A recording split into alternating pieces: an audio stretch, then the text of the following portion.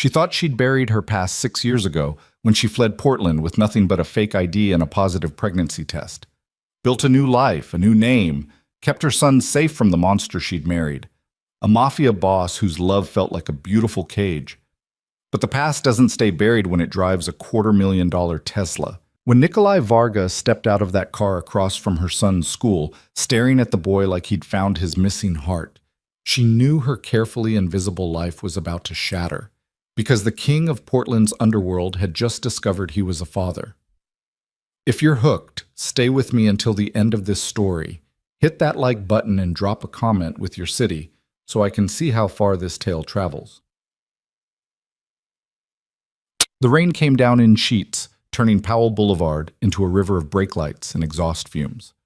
Claire Donovan, though that wasn't the name on her birth certificate, gripped her son's hand tighter as they approached the wrought iron gates of Westmont Academy. Even after 3 months, the sight of this place made her stomach clench. Brick buildings that looked like they'd been airlifted from some New England campus. Manicured lawns that probably cost more to maintain than her entire yearly salary. Children in navy blazers who'd never known what it meant to choose between groceries and electricity. "Mom, you're squishing my fingers," Evan said, his voice muffled by the oversized hood of his rain jacket. She loosened her grip but didn't let go. "Sorry, baby. Just don't want you slipping." It was a lie. She never wanted to let go. Not here, not anywhere. Because every time she dropped him off at this school that she couldn't afford, that she shouldn't be able to afford, a cold finger of dread traced down her spine. The anonymous scholarship that had appeared in her mailbox 6 months ago had felt like a miracle. Now it felt like a trap she'd walked into with her eyes wide open.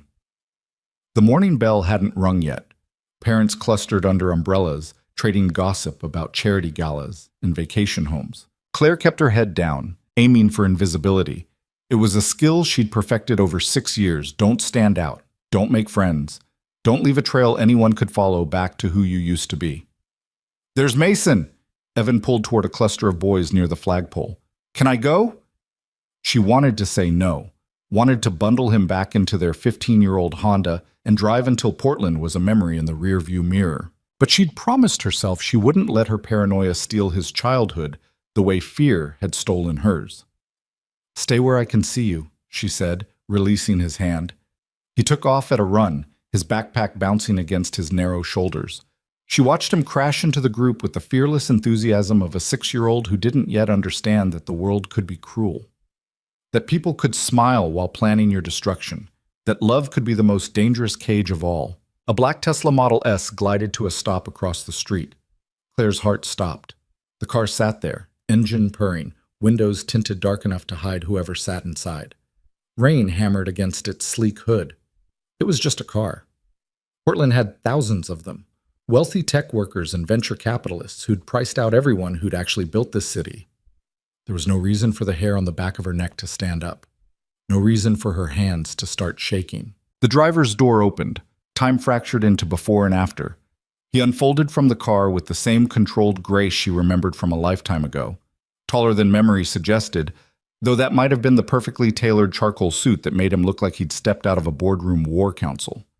Dark hair, longer than he used to wear it, swept back from a face that could have been carved from marble by an artist obsessed with sharp edges and brutal beauty. 6 years should have softened him, should have added lines or weight or some sign that time had passed. Nikolai Varga looked like time had given up trying to touch him. He stood beside his car, rain darkening his shoulders, and stared directly at Evan. Not at her, at their son. The world tilted sideways. Claire's vision tunneled, black spots dancing at the edges. She couldn't breathe, couldn't think, could only watch as Nico's expression shifted through shock, recognition, and something that looked devastatingly like grief. He'd found them.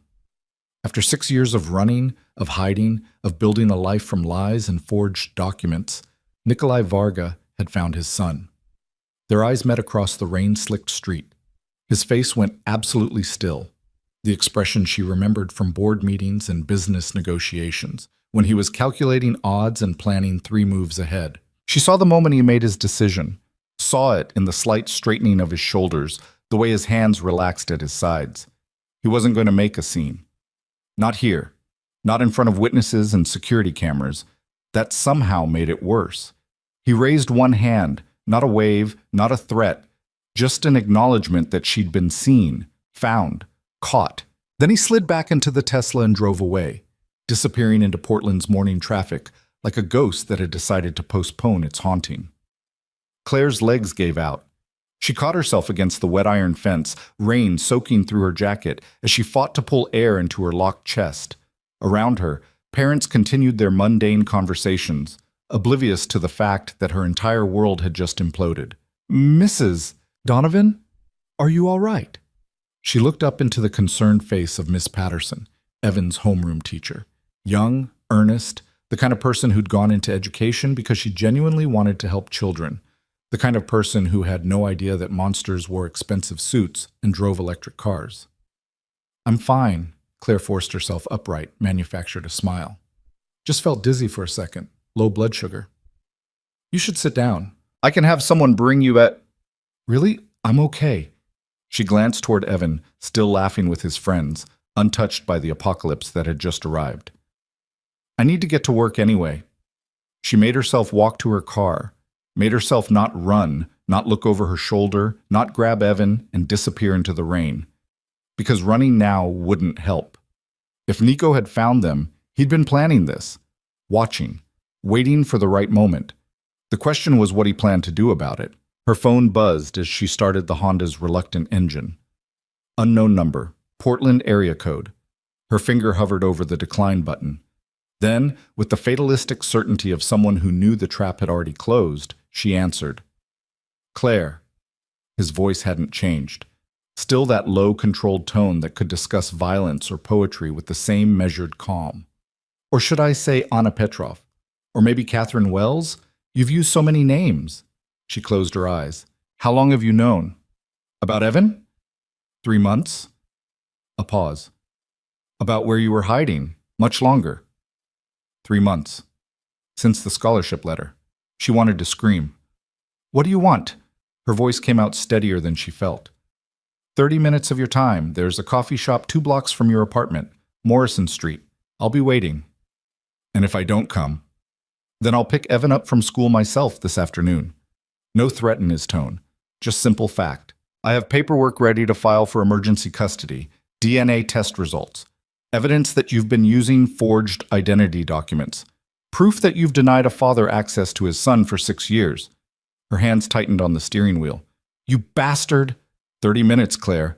That's all I'm asking." His voice softened just slightly. "Please." The line went dead. She sat in her car, rain drumming on the roof, and faced the truth she'd been running from. She'd always known this day would come, had spent 6 years preparing for it, planning for it, dreading it. Every time Evan smiled, she saw Nikolai's face. Every time her son showed that stubborn determination, that quiet intensity when he focused on something, she was reminded of the man she'd loved and feared in equal measure. The man she'd run from in the middle of the night, stealing nothing but her freedom and the secret growing in her belly. She started the car and drove toward Morrison Street, not because he'd threatened her, not because she was afraid, though she was, God help her, she was terrified, but because she'd learned something in 6 years of living on the edge. Running only worked until it didn't. And when running failed, you had to face what was chasing you. The coffee shop was exactly the kind of place Nico would choose. Small, quiet, expensive without being ostentatious. Floor-to-ceiling windows that let him see anyone approaching. Corner table that put his back to the wall and gave him a clear view of both exits. He'd already ordered. 2 cappuccinos sat on the table, one in front of his seat, one across from him. Hers was made exactly the way she used to take it. Extra foam, cinnamon, no sugar. He remembered. "You cut your hair," he said, as she slid into the chair across from him. Not an accusation, just an observation. She'd done more than that. Dyed it from black to honey brown, lost the dramatic makeup she used to wear, traded designer clothes for thrift store finds, and the kind of neutral, forgettable style that helped her blend into crowds. She'd erased the woman he married and built someone new from the ashes. But sitting across from him now, she felt like Anna Petrov again, 23 years old and stupid in love with a man who made her feel alive and terrified in the same breath. "You look good," she said, because she didn't know what else to say. You look exhausted. He leaned back, studying her with those dark eyes that never missed anything. How long have you been working 2 jobs? Her stomach dropped. You had me investigated. The moment I found you, which was 4 months ago, if we're keeping score. He took a sip of his cappuccino. Legal consultant by day, bartender 3 nights a week. Studio apartment in a building that should have been condemned years ago. You're barely making rent, even with the scholarship covering Evan's tuition. Stop, her voice shook. Stop saying his name like you know him, like you have any right. He's my son. You don't get to just… She cut herself off, aware of the other patrons, the barista watching them with interest. Lowered her voice to a hiss. You don't get to show up after 6 years and claim him like he's a piece of property you misplaced. Is that what you think I'm doing? I don't know what you're doing. That's the problem. She wrapped her hands around the cappuccino, seeking its warmth. You were never supposed to find us. Then you shouldn't have enrolled him in one of the most prestigious private schools in Portland under a name that a basic background check flagged as suspicious. He set down his cup with careful precision. Did you really think I wouldn't have alerts set up? That I stopped looking? I thought… She stopped. What had she thought? That he'd forget? Move on? Find someone else to obsess over? I thought you'd be too angry to care. Something flickered across his face. Pain, maybe, or regret. I was never angry, Claire. I was devastated. The word hit her like a physical blow. She'd expected rage, threats, the cold, calculated violence she'd witnessed in their final months together. Not this quiet confession that made her remember why she'd fallen in love with him in the first place. You can't rewrite history, she said. I left for a reason. I know. He reached into his jacket, slowly, letting her see every movement, and pulled out a manila envelope. Set it on the table between them. I'm not here to drag you back into the past. I'm here to discuss the future. She stared at the envelope like it might explode. What is that? Open it. Her hand shook as she unsealed the flap. Inside, a DNA test confirming Evan's paternity. Photographs, dozens of them. Surveillance quality shots of her and Evan over the past months. Walking to school, at the playground, the library. Every image made her skin crawl with the violation of it. But underneath the photos, something unexpected. Therapy intake forms. Sessions dating back 3 years with Dr. Rebecca Marsh, one of Portland's most respected trauma specialists. You've been in therapy? The words came out disbelieving. Every week for the past 3 years, twice a week for the first 18 months. He watched her reaction carefully. I needed to understand why you left, what I'd done, who I'd become. Claire looked up from the paperwork, trying to reconcile this with the man she'd known. Nikolai Varga didn't do therapy. Didn't admit weakness. Didn't change. I don't believe you. Call Dr. Marsh. She's expecting your call, with my permission to discuss my treatment. He slid a business card across the table. I'm not asking you to trust me, Claire. I know I haven't earned that, but I am asking you to verify that I'm telling the truth. She picked up the card, turned it over in her fingers. This felt like a trap. Had to be a trap. Men like Nikolai didn't change, they just got better at hiding what they were. Why? She asked. Why go through all this? You could have just filed for custody like you threatened. Used your lawyers and your money and your connections to bury me. Because I don't want to bury you. He leaned forward, his voice dropping to that intimate tone she remembered from late nights and whispered confessions. I want to be a father to our son. A real one. Not a name on a custody agreement or a check in the mail. And I want… He stopped, seeming to choose his words carefully.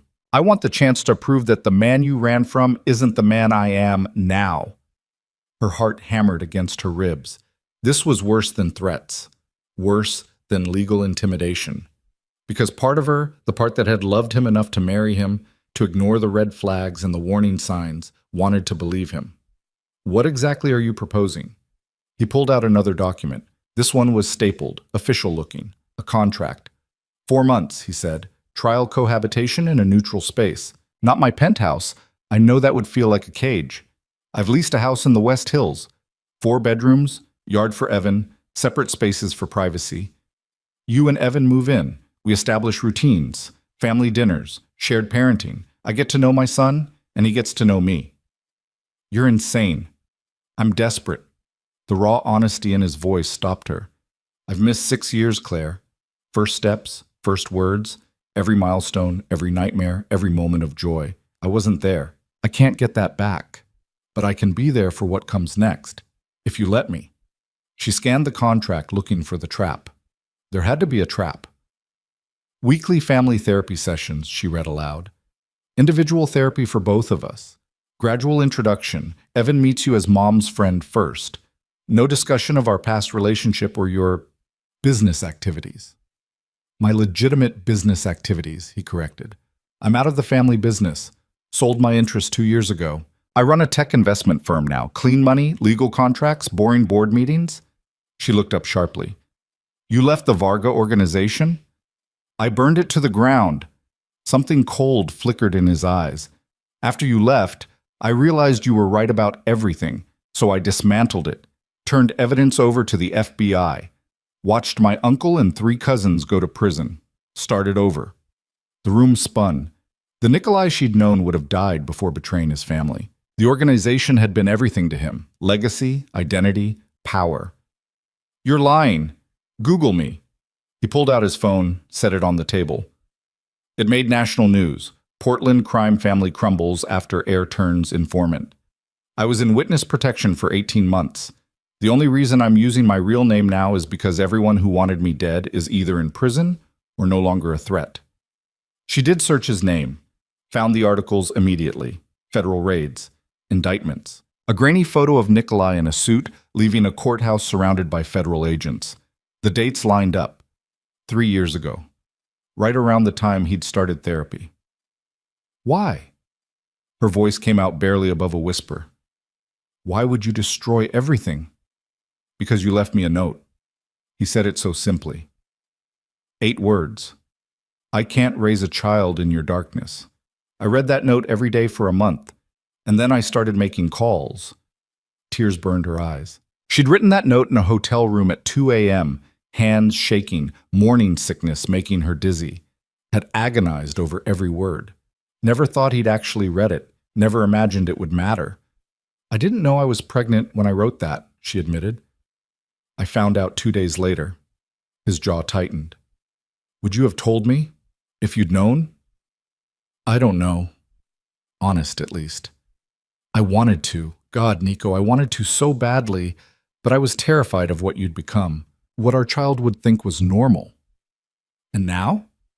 She looked at the contract again, at the therapy schedules and the carefully outlined boundaries, at the section that outlined her rights, maintained legal custody, veto power over major decisions, ability to terminate the arrangement at any time.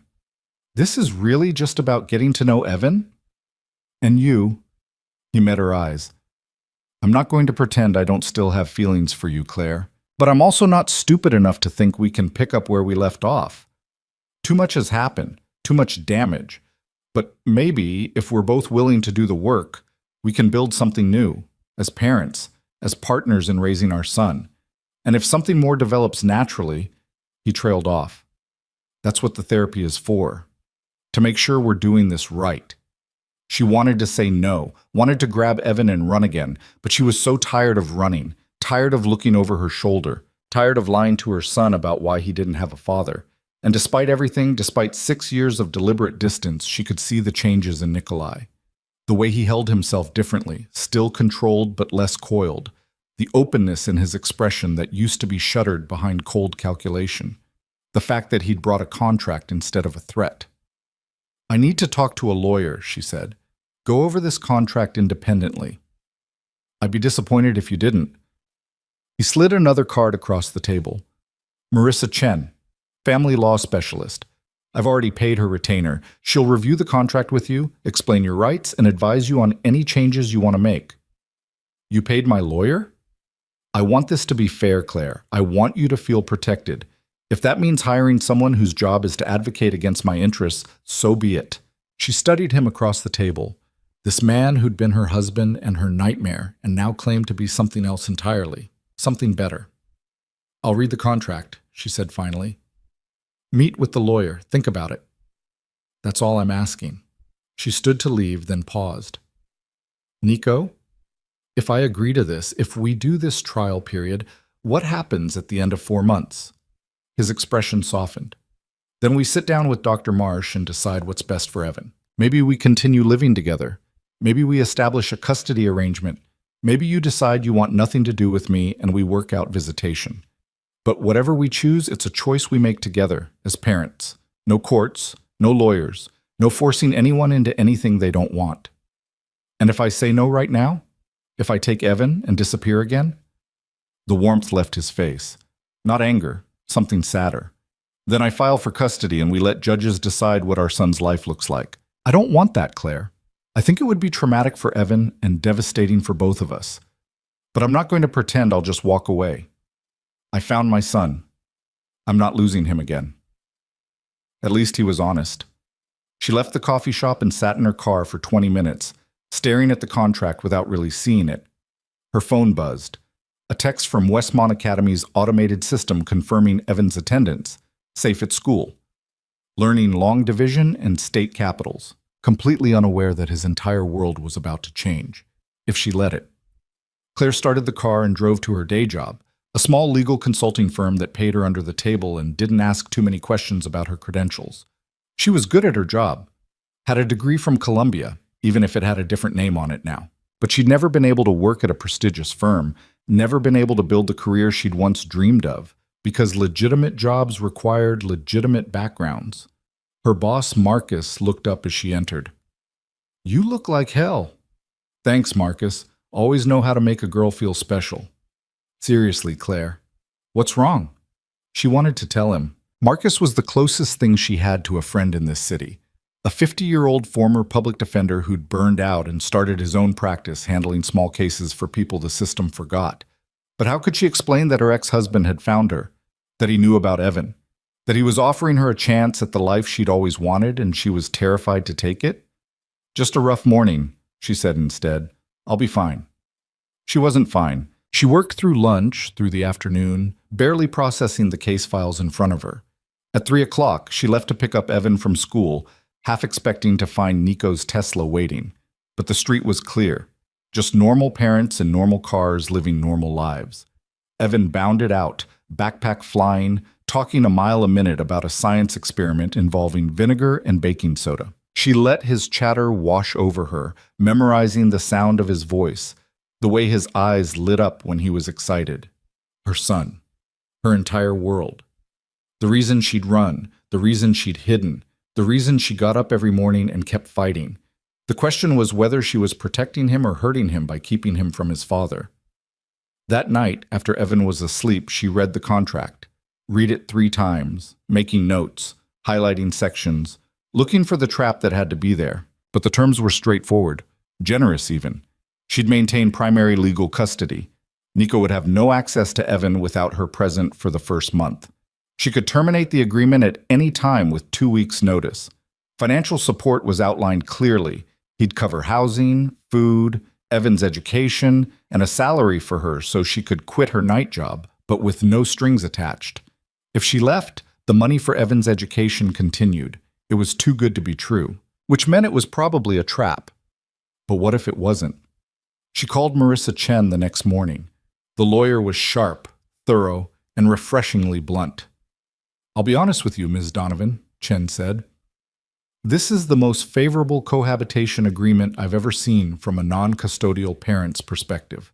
Mr. Varga has given you every protection, every out, every safeguard I would have demanded myself. Either he's playing a very long game, or he's genuinely trying to do right by you. Which do you think it is?"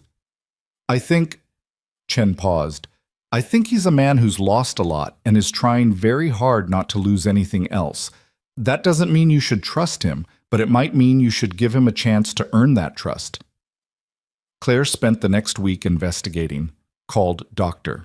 Marsh, who confirmed Nico's therapy sessions, 3 years of intensive work on anger management, trauma processing, and relationship patterns. Googled the federal case against the Varga organization, reading through court documents and news articles until her eyes burned. Talked to a private investigator who confirmed that Nikolai Varga was now exactly what he claimed, a legitimate businessman with no active criminal connections. He'd really done it, blown up his entire world, started over. For her? For Evan? For himself. Maybe it didn't matter why. Maybe what mattered was that he'd changed, or at least he was trying to. On Friday evening, a week after that first coffee shop meeting, she called him. "I talked to the lawyer," she said when he answered. "And?" She took a deep breath. "I want to meet the house, see where we'd be living, and I want to establish some ground rules beyond what's in the contract. Name them. Evan doesn't meet you as his father until doctor." Marsh agrees he's ready for that conversation. "We start slow. Your mom's friend who's helping us out, nothing more." "Agreed. No gifts, no trying to buy his affection, and no discussions about your past or my reasons for leaving anywhere he might overhear." "Of course. And Nico?" Her voice hardened. "If I see even a hint of the man you used to be, if you lose your temper, if you try to control me, if you make me feel for 1 second like I'm trapped, I'm gone. Evan and I disappear, and this time you won't find us." Silence on the other end. Then quietly, "Fair enough. When can I see the house?" "Tomorrow morning? I'll text you the address. Come alone first if that makes you more comfortable. See the space without Evan. Make sure it feels safe." She ended the call and sat in the dark of her tiny apartment, listening to Evan's soft breathing from his bed across the room. They shared this studio, 395 square feet of peeling paint and temperamental heating, because it was all she could afford. She told herself it was enough, that safety mattered more than space, that love mattered more than luxury. But what if she could give her son both? The house in the West Hills was beautiful, not ostentatious. Nico had learned something about her taste over the years, but solid, craftsman style, probably built in the 1920s, with original hardwood floors and built-in bookshelves. The kind of place she used to dream about when she was a kid growing up in foster care, imagining what a real home might look like. Nico gave her a tour without commentary. Let the house speak for itself. 4 bedrooms, 1 clearly meant for Evan, with empty shelves waiting for books and toys. 1 for her, with an ensuite bathroom and a reading nook by the window. 1 for Nico, at the opposite end of the hall. And 1 set up as an office, with a desk and filing cabinets and a door that locked. "For your work," he explained. "If you want to continue consulting, or if you want to study for the bar exam, whatever you need." She'd never told him she wanted to take the bar, but of course he knew. He'd always known her better than she wanted to admit. The kitchen was the kind food magazines photographed. The backyard had a swing set already installed. The basement had been converted into a family room with comfortable furniture and a TV that wasn't top-of-the-line flashy, just good quality. It was perfect. It was terrifying. "What do you think?" Nico asked as they stood in the backyard, watching gray clouds promise more rain. "I think you're making this very hard to say no to." "Good." He smiled, and for a moment she saw the man she'd fallen in love with. Not the cold boss who'd terrified her, but the one who'd brought her coffee in the morning and listened to her rant about legal theory for hours. The one who'd made her laugh and made her feel seen. "I need one more thing," she said. "Name it." "I need you to tell me the truth, not the version in the contract, or the therapy speak, or what you think I want to hear."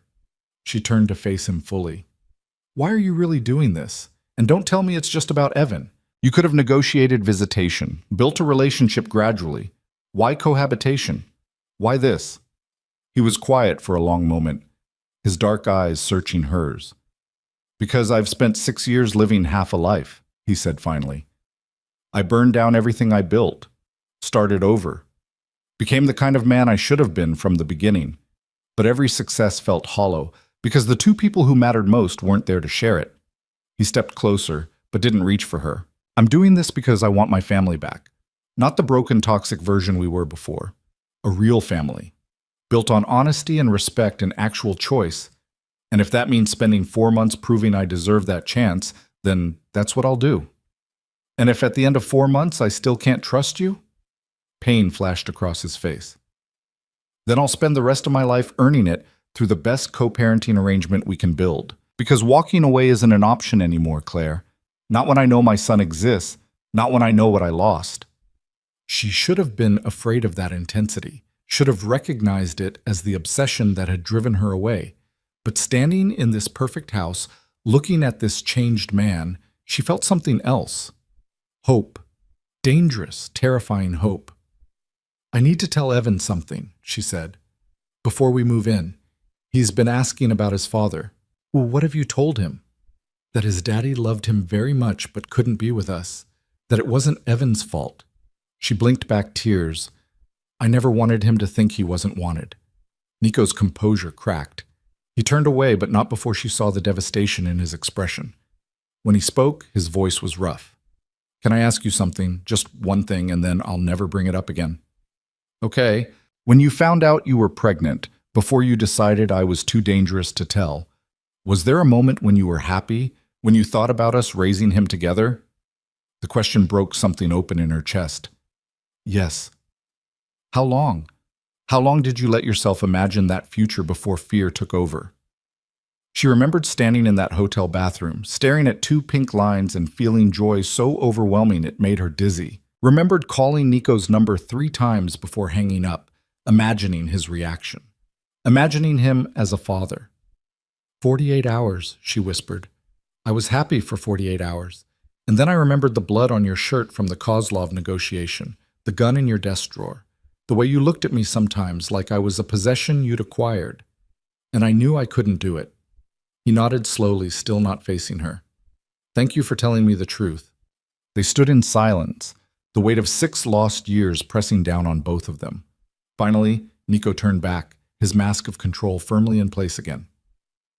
"Talk to Evan," he said. "Tell him whatever you're comfortable with. When you're ready to move in, let me know. I'll have movers handle everything. You won't have to lift a finger." Claire left the house and drove back to her apartment, her mind spinning. That night she sat Evan down after dinner. "Baby, I need to talk to you about something important." He looked up from his coloring book, his dark eyes, Nico's eyes, solemn. "Are we in trouble?" "No, sweetheart, nothing like that." She took his small hands in hers. "Remember how you've been asking about your daddy?" His whole face lit up. "Did you find him? Is he coming to visit?" "Not exactly, but I did find him, and he wants to meet you. He's been looking for us for a long time." "Why didn't he find us before?" How did you explain this to a 6-year-old? How did you balance truth and protection? It's complicated, baby. Sometimes grown-ups make mistakes. I made some choices that kept us apart, and I thought I was protecting you, but... She swallowed hard. Your daddy is a good man who made some bad choices before you were born, and he's worked very hard to be better, to be the kind of daddy you deserve. Is he nice? He can be very nice, but we need to get to know him slowly, okay? We're going to move to a new house where we'll all live together for a little while. You'll get your own room and a backyard to play in. Evan's eyes went wide. A real house with a yard? A real house. And your daddy, well, we're going to call him Nico for now. He'll be there too. But I need you to promise me something. What? If anything ever makes you uncomfortable, if you're scared or confused or you don't like something, you tell me right away. No matter what. Can you promise me that? He nodded seriously. I promise, Mommy. She pulled him into her arms, breathing in the scent of his strawberry shampoo, and prayed she was making the right choice. 2 weeks later, on a Saturday morning that dawned clear and bright, rare for Portland in November, they moved into the house on the West Hills. Evan ran through the rooms with unbridled joy, claiming his bedroom, marveling at the swing set, already making plans for where his toys would go. Nikolai arrived at noon, holding a single grocery bag. Just lunch supplies, he said when Claire raised an eyebrow. I thought we could make sandwiches together, if that's okay. He looked nervous. Nikolai Varga, who used to stare down armed men without flinching, looked genuinely nervous about making lunch with a 6-year-old. Evan, she called, come meet Nico. Her son barreled into the kitchen and stopped short, staring up at the tall man who stared back with barely contained emotion. Hi, Evan said shyly. Are you my mom's friend? I am. Nico crouched down to Evan's level, making himself smaller, less intimidating. It's very nice to meet you, Evan. Your mom has told me a lot about you. She says you're going to live here too. That's right. Is that okay with you? Evan considered this seriously. Do you like dinosaurs? A smile broke across Nico's face. Genuine, warm, transforming. I love dinosaurs. Do you have a favorite? Velociraptor. They're super smart and they hunt in packs. Clever choice. I always liked the T-Rex myself, but velociraptors are definitely cooler.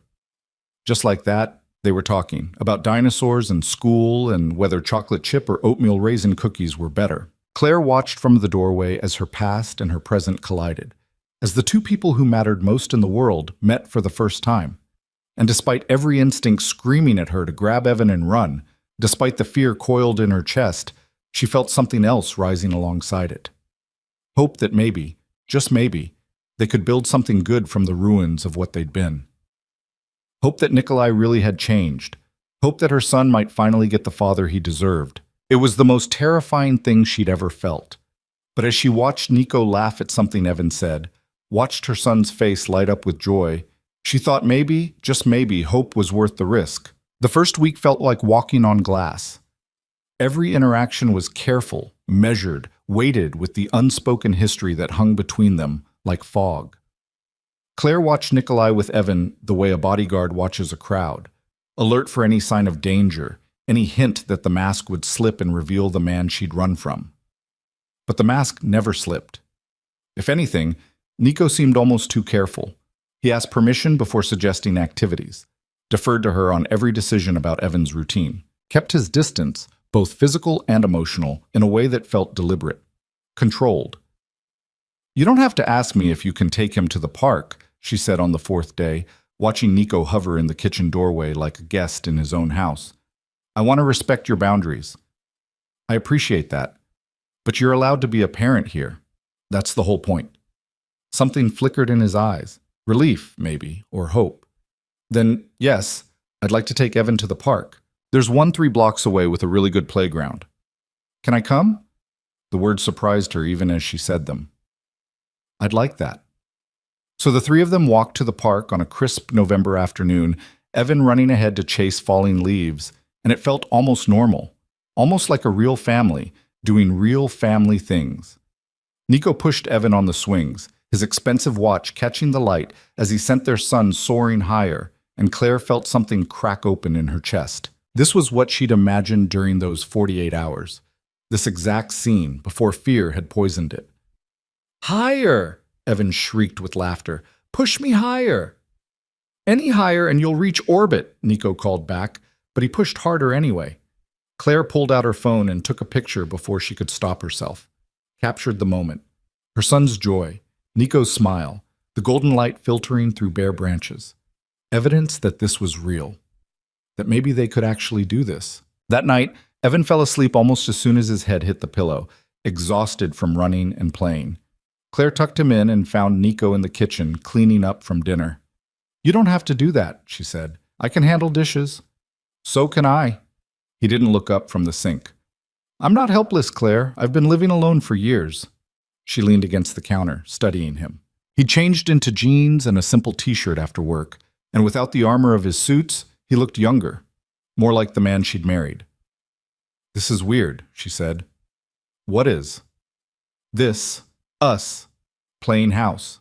She gestured around the kitchen, acting like we're a normal family when we're anything but. He dried his hands carefully before turning to face her. What would make it feel less weird? I don't know. Maybe if we actually talked about the elephant in the room instead of tiptoeing around it. Which elephant? We've got several. Despite herself, she almost smiled. All of them. Why you really left the organization? What happened after I ran? How you found us? She paused. What you actually want from this arrangement? Nico pulled out one of the kitchen chairs and sat down, gesturing for her to do the same. That's a lot of elephants for one evening.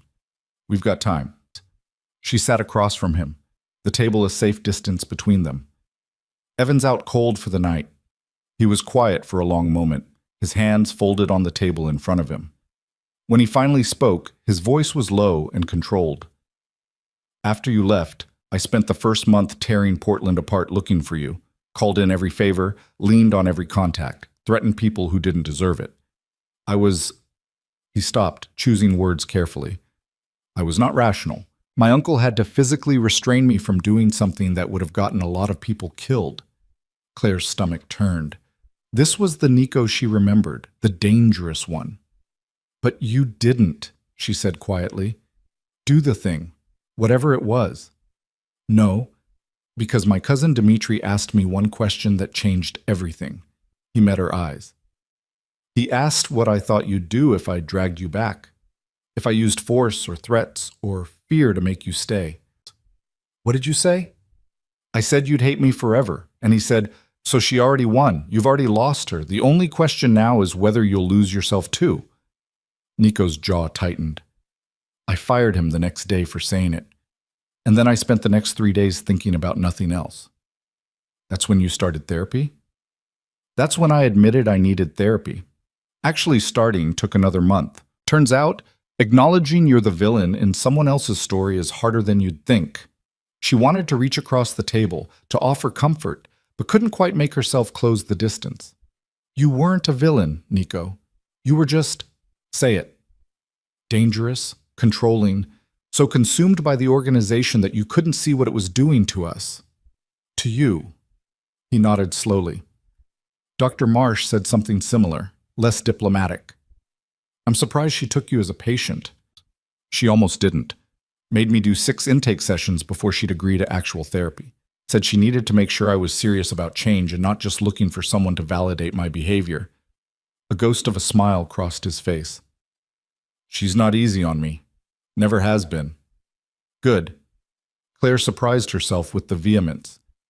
You need someone who won't let you hide behind that control. Like you did? The words hung in the air between them, not quite an accusation, not quite a compliment. I tried, she said. In the beginning, remember? I told you the violence bothered me, the secrecy, the way you'd come home covered in other people's blood and expect me to just accept it. And I told you it was necessary, that it was business, that you were overreacting. You made me feel crazy for having boundaries. I know. He rubbed his face, looking suddenly exhausted. That's what I've been working on. Understanding how I weaponized your love, how I used your feelings for me to override your instincts. Claire felt tears prick her eyes. I loved you so much, Nico, and I hated myself for it. Because I knew that staying would destroy me. But leaving felt like cutting out my own heart. So you cut out mine instead. The bitterness in his voice was new, raw. She'd never heard him sound so openly hurt. That's not fair, she said. None of this is fair, Claire. You left without a word, disappeared in the middle of the night, took our child, a child I didn't even know existed, and made sure I could never find you. Do you have any idea what that did to me? I was protecting myself. Protecting Evan. From what? He stood abruptly, pacing to the window. From a man who loved you, who would have done anything for you. From a man who thought love meant ownership. She stood too, anger rising. You didn't want a wife, Nico. You wanted a possession, something beautiful to display and control. Is that really what you think? That's what I experienced. He turned to face her, and for the first time since they'd reconnected, she saw real anger in his expression. Not the cold, calculated fury she remembered, but something hotter, more honest. You never gave me a chance to be anything else, he said. You decided I was irredeemable and ran. Didn't ask me to change. Didn't tell me what you needed. Just vanished and let me believe you were dead for 6 months until a private investigator found evidence you were alive. You had me investigated? Of course I did. You were my wife and you disappeared. He caught himself, visibly pulling back the anger. Took a breath. Another. Sorry, I'm sorry. This is exactly what Dr. Marsh warned me about. That I'd use your leaving to avoid accountability for why you left. The shift from anger to self-awareness happened so quickly it made her dizzy. Nico. No, you're right. About all of it. He returned to the table but didn't sit. I was controlling. I did treat you like a possession. And when you tried to tell me, I dismissed your feelings because acknowledging them would have meant admitting I was becoming my father. He gripped the back of the chair. Do you know what terrified me most after you left? Not that you were gone, that I'd turned into the exact man I swore I'd never become. Claire's anger deflated. She remembered his father, Alexei Varga, cold and brutal, a man who'd ruled his family with iron control and casual violence. Nico had grown up watching his mother fade into a ghost under that regime. "You're not your father," she said quietly. "How would you know? You left before you could find out. Because your father would never have gone to therapy, would never have dismantled his own empire, would never have spent 3 years working on himself before even trying to find his son." She moved closer. "I'm angry at who you were, Nico, furious even, but I can see you've changed. I'm just not sure I can trust it yet." "What would help you trust it?" She thought about that. Consistency, time, seeing how you handle conflict when Evan's involved, when things don't go your way. "You're waiting for me to snap. Can you blame me?" "No." He met her eyes. "But it hurts knowing you're constantly braced for me to become a monster."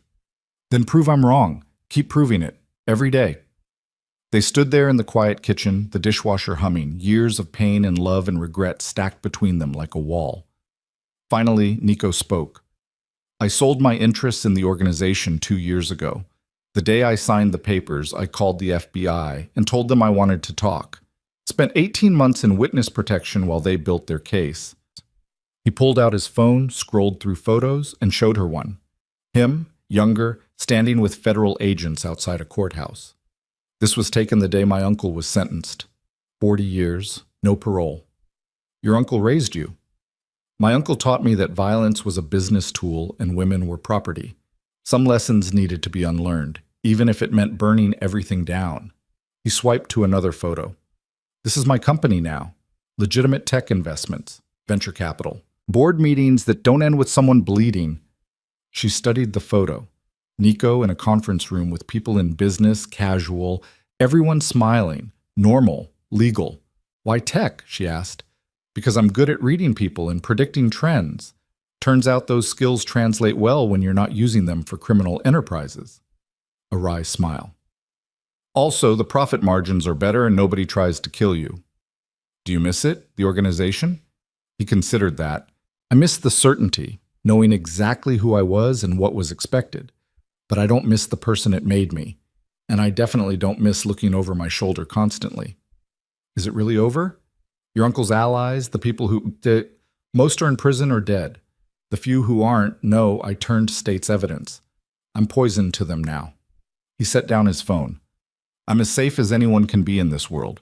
Which is why I'm not putting Evan in danger by being part of his life. I wouldn't have approached you if there was any real threat."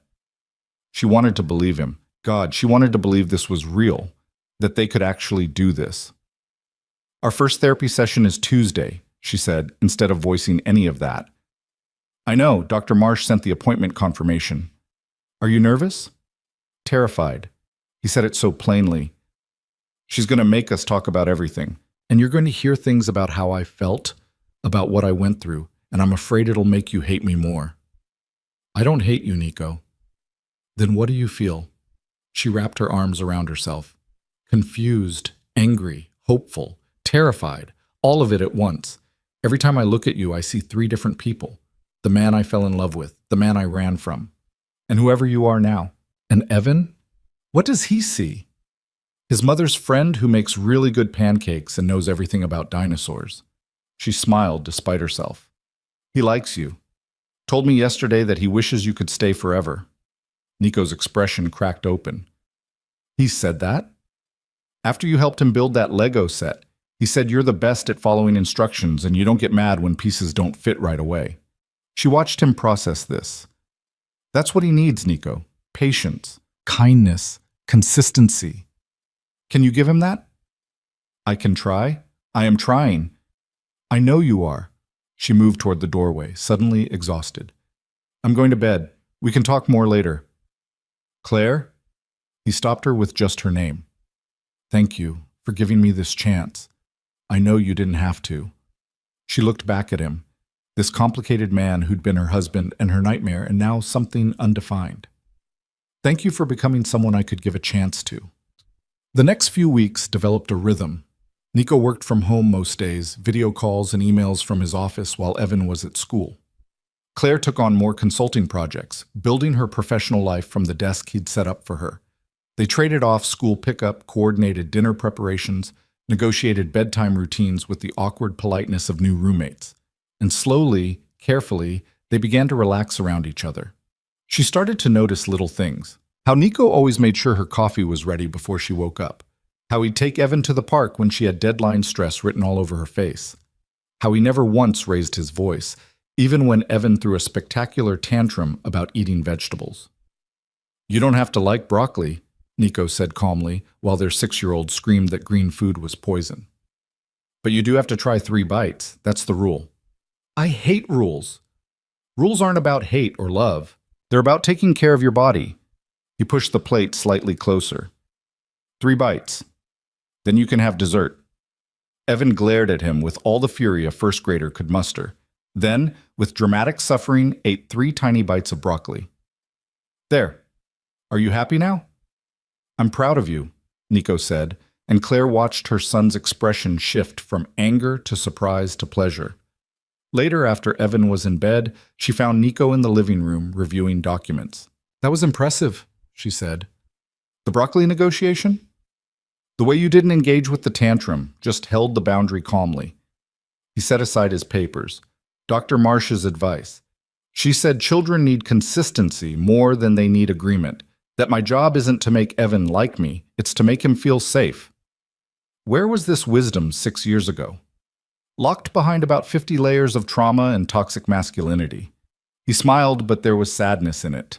"I'm learning, Claire, every day, but I can't get back the time I lost." She sat down across from him. "You know what's strange? I keep expecting you to slip, to get angry or controlling or like I used to be. Yes, but you haven't. Not even when Evan dumped an entire bottle of syrup on the floor yesterday. That was an accident. He felt terrible. The old you would have yelled. The old me was an assholes." He said it without hesitation. "The old me thought control meant strength. Took me years to understand that real strength is staying calm when everything's chaos." "Who taught you that?" "Dr. Marsh, my sponsor. Couple of parenting books." He paused. "You. That note you left. I must have read it 1,000 times." She remembered writing those words in shaky handwriting, tears blurring her vision. "I can't raise a child in your darkness." "I bought a notebook," Nico continued, "started writing responses to that note. Things I wished I could say to you. Apologies, justifications, promises. Wrote in it every day for a year. Do you still have it?" "Burned it 18 months ago. Dr. Marsh said I needed to stop having conversations with the ghost of you and start working on the real me." He met her eyes. "But I remember what I wrote. Every word." The Tuesday therapy session arrived too quickly. Dr. Rebecca Marsh's office was exactly what Claire expected. Comfortable chairs, soft lighting, shelves filled with psychology texts and tasteful art. The woman herself was in her 50s, gray-haired and sharp-eyed, with the kind of presence that made you want to either confess everything or run. "Claire, thank you for coming." Dr. Marsh shook her hand firmly. "Nico's told me a lot about you. Should I be worried? Only if you don't like being described as brilliant, stubborn, and the only person who ever made him want to be better." She gestured to the chairs. "Please sit. We have a lot to discuss." The first session was brutal. "Doctor." Marsh didn't let either of them hide behind politeness or therapy speak. She pushed, questioned, forced them to articulate feelings they'd buried under layers of self-protection. "Nico, why did you really want Claire to move in with you?" Dr. Marsh asked. "To build a relationship with my son." "That's what you told Claire. I'm asking what you told yourself at 3 a.m. when you couldn't sleep." He was quiet for a long moment. Then, "Because I wanted my family back, not just Evan, Claire too." "And Claire, why did you agree?" "For Evan, to give him a chance to know his father." "That's very noble. It's also incomplete." Dr. Marsh's gaze was unflinching. "What else?" Claire felt exposed, vulnerable. "Because part of me never stopped loving him, and I hated myself for it." The admission hung in the air. Nico's sharp intake of breath, Dr. Marsh's satisfied nod. "Good," the therapist said. "Now we can start doing actual work." They spent the next hour excavating the relationship. What had been good, what had been toxic, what patterns they'd each brought from their own childhoods. Claire talked about growing up in foster care, never feeling like she belonged anywhere, how Nico's intensity had felt like finally being chosen, being wanted.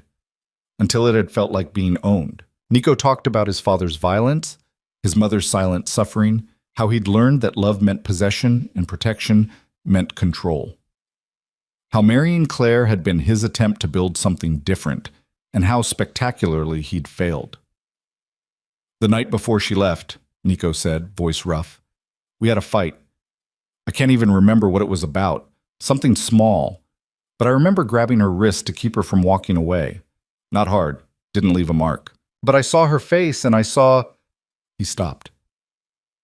What did you see? Dr. Marsh prompted gently. Fear.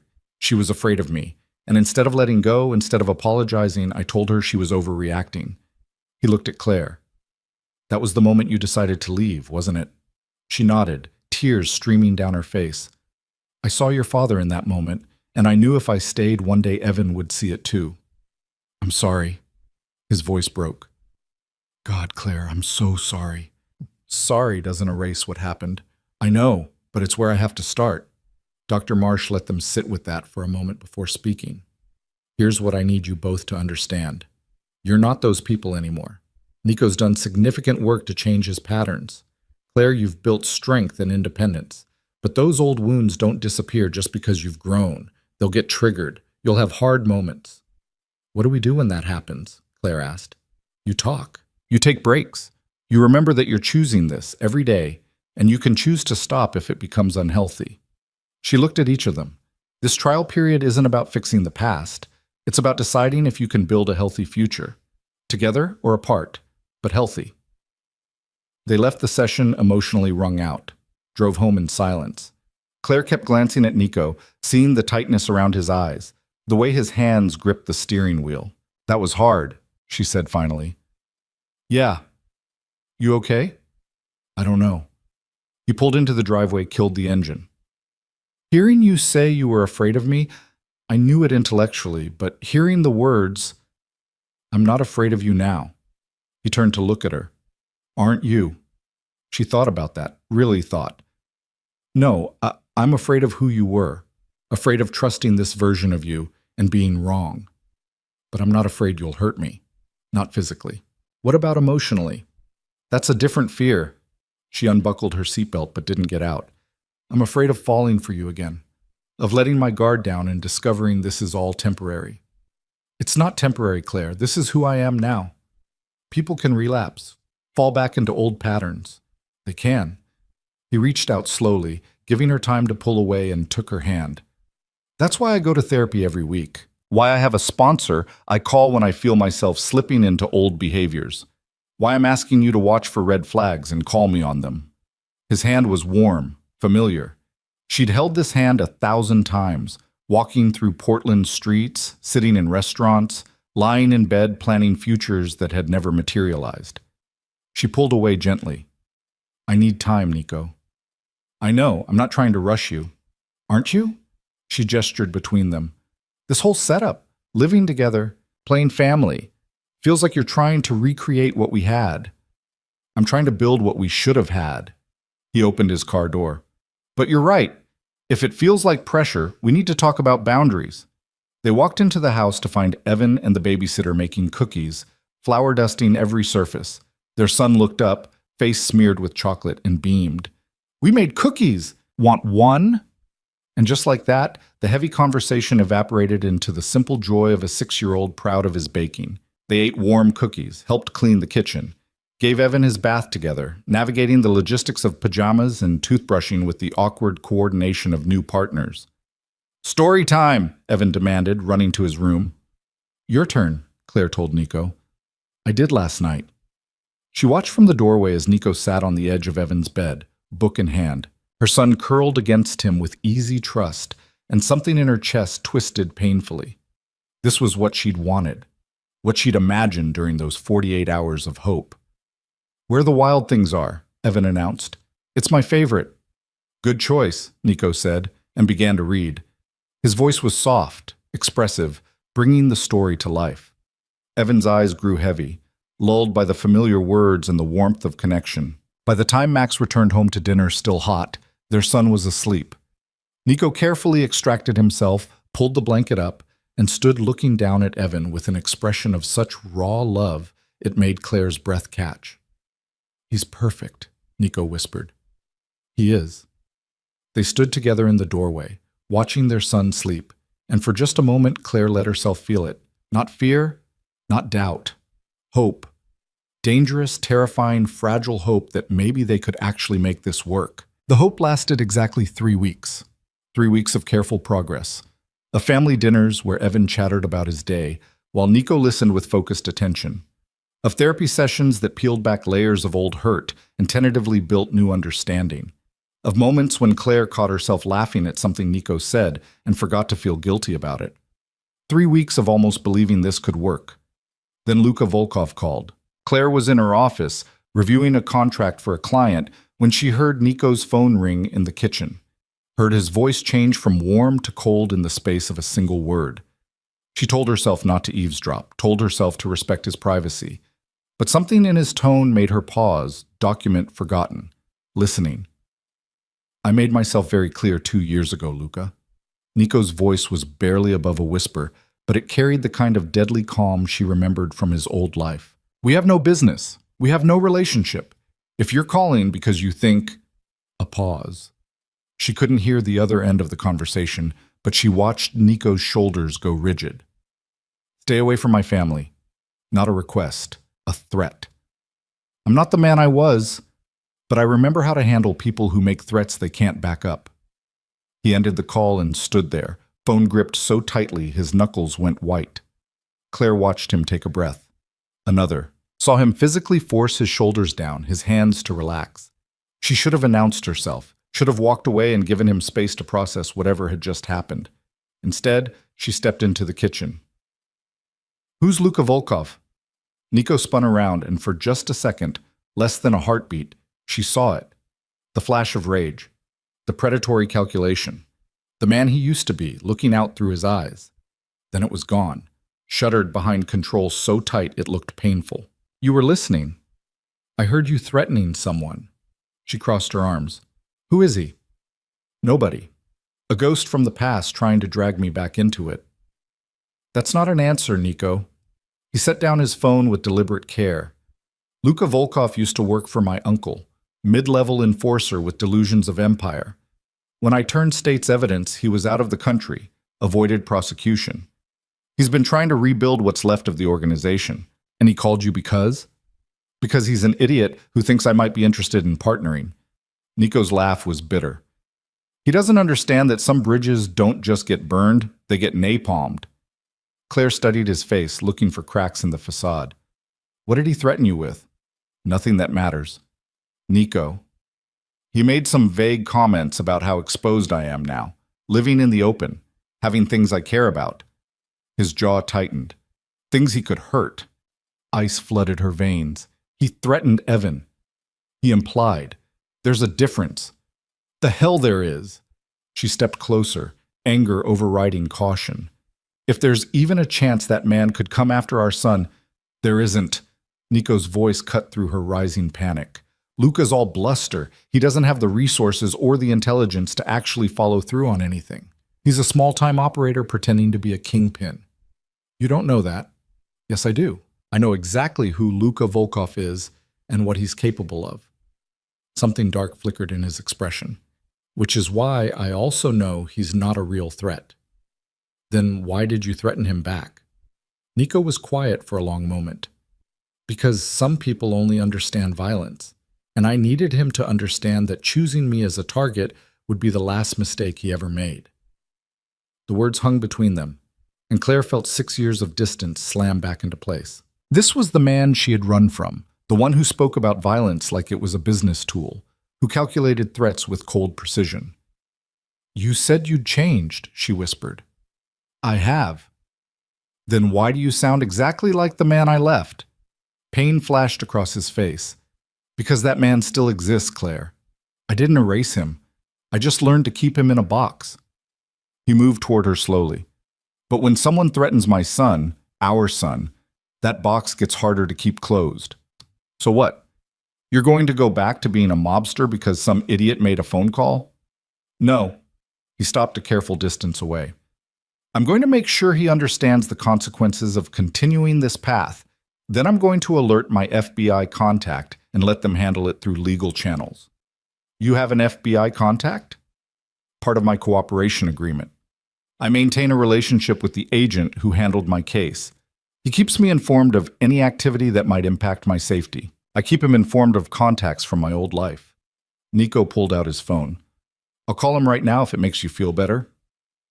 She wanted to say yes, wanted to watch him make the call and prove he was handling this the right way. But a different fear gnawed at her. What if it's not just Luca? What if there are others? There aren't. You can't know that for certain. I can know that everyone with the motivation and resources to come after me is either dead or in prison. He said it with absolute certainty. Luca is a lone wolf trying to howl loud enough to matter. He doesn't. Claire wanted to believe him, but that flash she'd seen in his eyes, that moment when the old Nikolai had looked out, had shaken something loose in her carefully constructed trust. I need some air, she said. Claire, just give me some space, please. She grabbed her jacket and walked out into the cold November afternoon. Walked without direction, trying to sort through the tangle of fear and anger and disappointment knotting in her chest. She'd known this could happen. Known that Nico's past might reach forward and grab them, but knowing intellectually and experiencing viscerally were different things. Her phone buzzed. A text from Nico. I called Agent Morrison. He's looking into Volkov's current activities. I'm also arranging for enhanced security at Evan's school, just as a precaution. She stared at the message. He was doing everything right, everything she should want him to do. So why did she feel like running? Another text. I'm sorry I scared you. That's the last thing I wanted. Her fingers hovered over the keyboard. Finally, she typed back. You didn't scare me. I scared myself by forgetting what your world used to be. The response came quickly. It's not my world anymore, but I understand if you need time to process this. She walked for another hour before heading back to the house. Found Nico in the living room, laptop open, but clearly not working. He looked up when she entered. Evan's still at Mason's house. Playdate runs until 5. I know. She sat down across from him. What did the FBI say? Agent Morrison is aware of Volkov's activities. He's small-time, like I said, trying to rebuild with people even more incompetent than he is. Nico closed his laptop. Morrison said he'll increase surveillance on Volkov's known associates. If there's any indication of a real threat, we'll know immediately. And the school security? I spoke with Westmont's head of security. They've been briefed on the situation. No one picks up Evan except you or me, and they'll call to confirm before releasing him to either of us. He paused. I also hired a private security firm to do irregular patrols of the neighborhood. You won't see them, but they'll be there. It should have felt like safety. Instead, it felt like the walls closing in. This is what I ran from, she said quietly. This constant vigilance, never knowing if today's the day something terrible happens. I know. Do you? Because you seem very calm about the fact that someone from your past just threatened our son. I'm not calm. His voice was tight. I'm controlled. There's a difference. Inside, I want to find Luka Volkov and make sure he never threatens anyone again. But that's not who I am anymore. So I'm sitting here following proper channels and trusting the system I used to despise. How's that working out for you? It's torture. He said it with such bleak honesty that her anger deflated slightly. Every instinct I have is screaming at me to handle this the old way. Fast, permanent. But I promised you I'd changed, promised myself. So I'm handling it the right way even though it feels like swallowing glass. Claire studied him. This man caught between who he'd been and who he was trying to become. What would the old you have done? Do you really want to know? Yes. He met her eyes. The old me would have tracked Volkov down within 24 hours. Would have made an example of him violent enough that anyone else considering a similar move would think twice. Would have protected my family through fear and force. His hands clenched, and I would have felt completely justified doing it. And now? Now I understand that protection through violence just creates more violence. That the example I need to set is for my son, not my enemies. That being a man Evan can respect is worth more than being a man people fear. She wanted to believe that, wanted it so desperately it hurt. I need you to promise me something, she said. Anything. If this escalates, if Volkov becomes a real threat, you don't handle it alone. You talk to me. We make decisions together about how to protect Evan. I promise. And if you feel yourself slipping back into old patterns, you tell me. You don't hide it and hope I don't notice. I promise that too. He leaned forward. Claire, I know this is scary. Know it triggers every fear that made you leave, but I need you to trust that I'm not that man anymore. I'm trying. That's all I can ask. They sat in heavy silence until Evan came home, full of stories about the playdate and completely oblivious to the tension in the house. Claire manufactured enthusiasm, asked questions, helped him with homework while Nico made dinner. They moved through the evening routine with careful normalcy, both of them performing parenthood while fear hummed underneath. That night, after Evan was asleep, Claire stood in the doorway of her bedroom and realized she didn't want to be alone, didn't want to lie in the dark imagining threats. She found Nico in the living room, staring at his laptop but clearly not seeing it.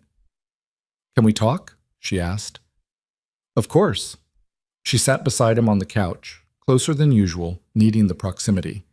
"I've been thinking about what you said, about the old you versus the new you. And I don't think they're different people. I think they're the same person who's learned to make different choices." She turned to face him. "Which means the capacity for violence is still there. You've just chosen not to use it." "Yes." "That terrifies me." "It should." He set aside the laptop.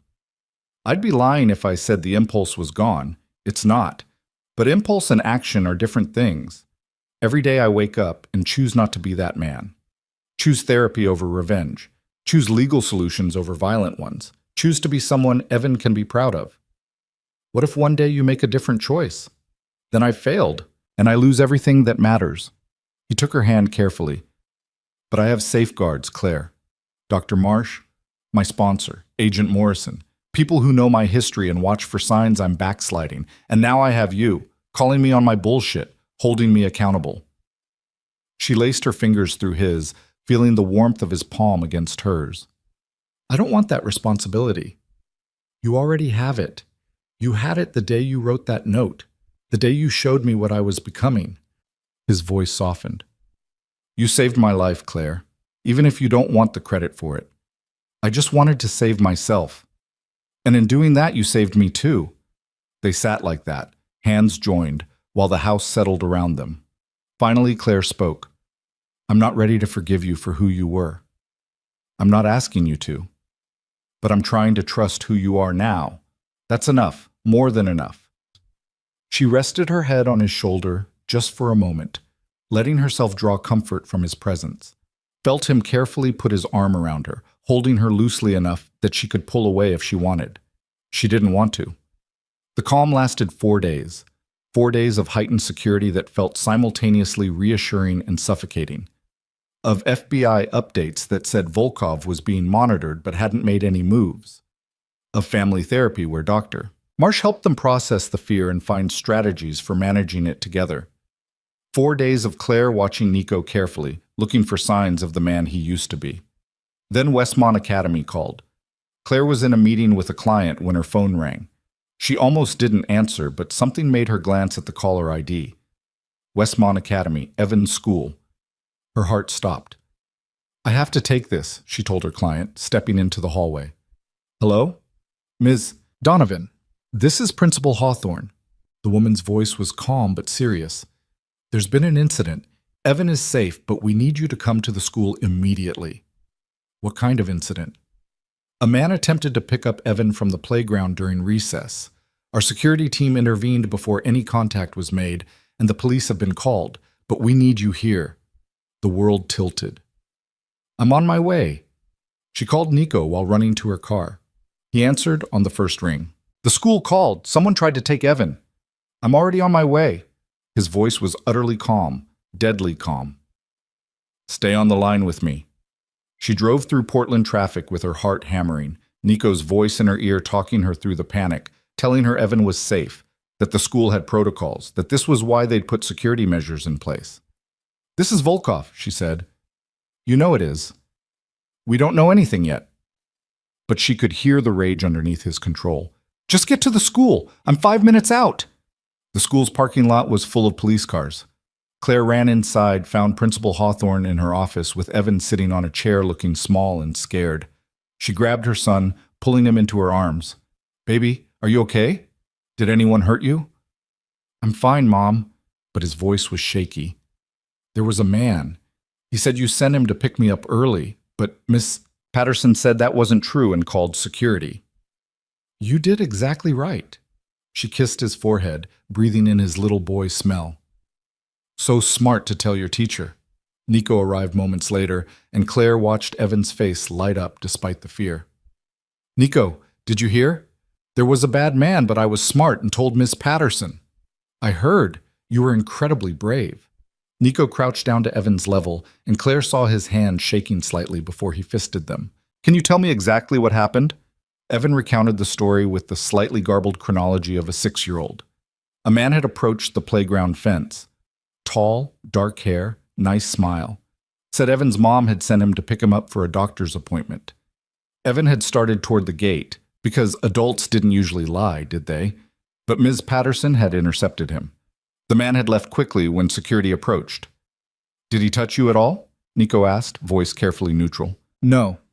Ms. Patterson made sure I stayed away from the fence." "Good. That's very good." A police detective arrived to take statements. Claire watched Nico transform into someone she half recognized. Cooperative, but controlled, answering questions with precision. His rage locked so far down it was almost invisible. Almost. She could see it in the tightness around his eyes, the way his jaw clenched between sentences, the absolute stillness of his body, like he was physically restraining himself from violence. The detective showed them security footage. A man in a dark jacket, baseball cap obscuring his face, approaching the playground fence, talking to Evan through the chain link. The body language was casual, non-threatening. Could have been any parent, except he wasn't a parent. "We're running facial recognition," the detective said. "But with the hat and angle, it's going to be difficult to get a match." "Try Luka Volkov," Nico said flatly. "Russian national, known associate of the Varga organization. He made threats against my family 4 days ago." The detective's expression sharpened. "You're the one who turned state's evidence." "Yes." "And you reported these threats to the FBI?" "Agent David Morrison. He's been monitoring Volkov's activities." "I'll coordinate with Morrison's office." The detective made notes. "In the meantime, we're increasing patrols in this area. I'd also recommend—" "I've already arranged private security," Nico interrupted, "and we'll be implementing additional safety protocols." They took Evan home. Claire sat in the back seat with him, holding his hand, while Nico drove with white-knuckled control. Her son chattered nervously, the adrenaline making him talkative. She made appropriate responses while her mind spun through scenarios, each one worse than the last. What if Ms. Patterson hadn't been paying attention? What if Evan had been playing in a different part of the yard? What if the man had been more aggressive? What if they'd lost him? At home, Nico carried a half-asleep Evan upstairs while Claire stood in the kitchen, shaking. Dr. Marsh called. Nico must have contacted her and talked Claire through breathing exercises until the panic subsided into something manageable. "This is what I was afraid of," Claire said when she could speak. "This is why I left. Because this life, your life, it puts targets on people I love." "The life Nico had," Dr. Marsh corrected gently. "Not the life he has now. This is blowback from choices he's already atoned for." "That doesn't make Evan any safer." "No, but Nico's response does. He called the FBI, worked with police, implemented security through legal channels. That's not the old Nikolai Varga. That's a man who's changed. What if changing isn't enough? Then you make different choices about the future. But don't let fear make those choices for you. Make them from a place of clarity." After the call ended, Claire found Nico in his office, door closed. She knocked softly. "Come in."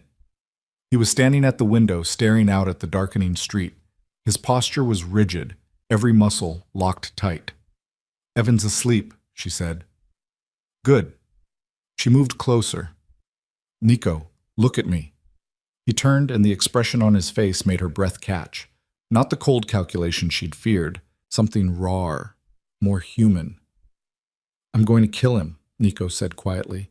"I know I'm not supposed to think that way.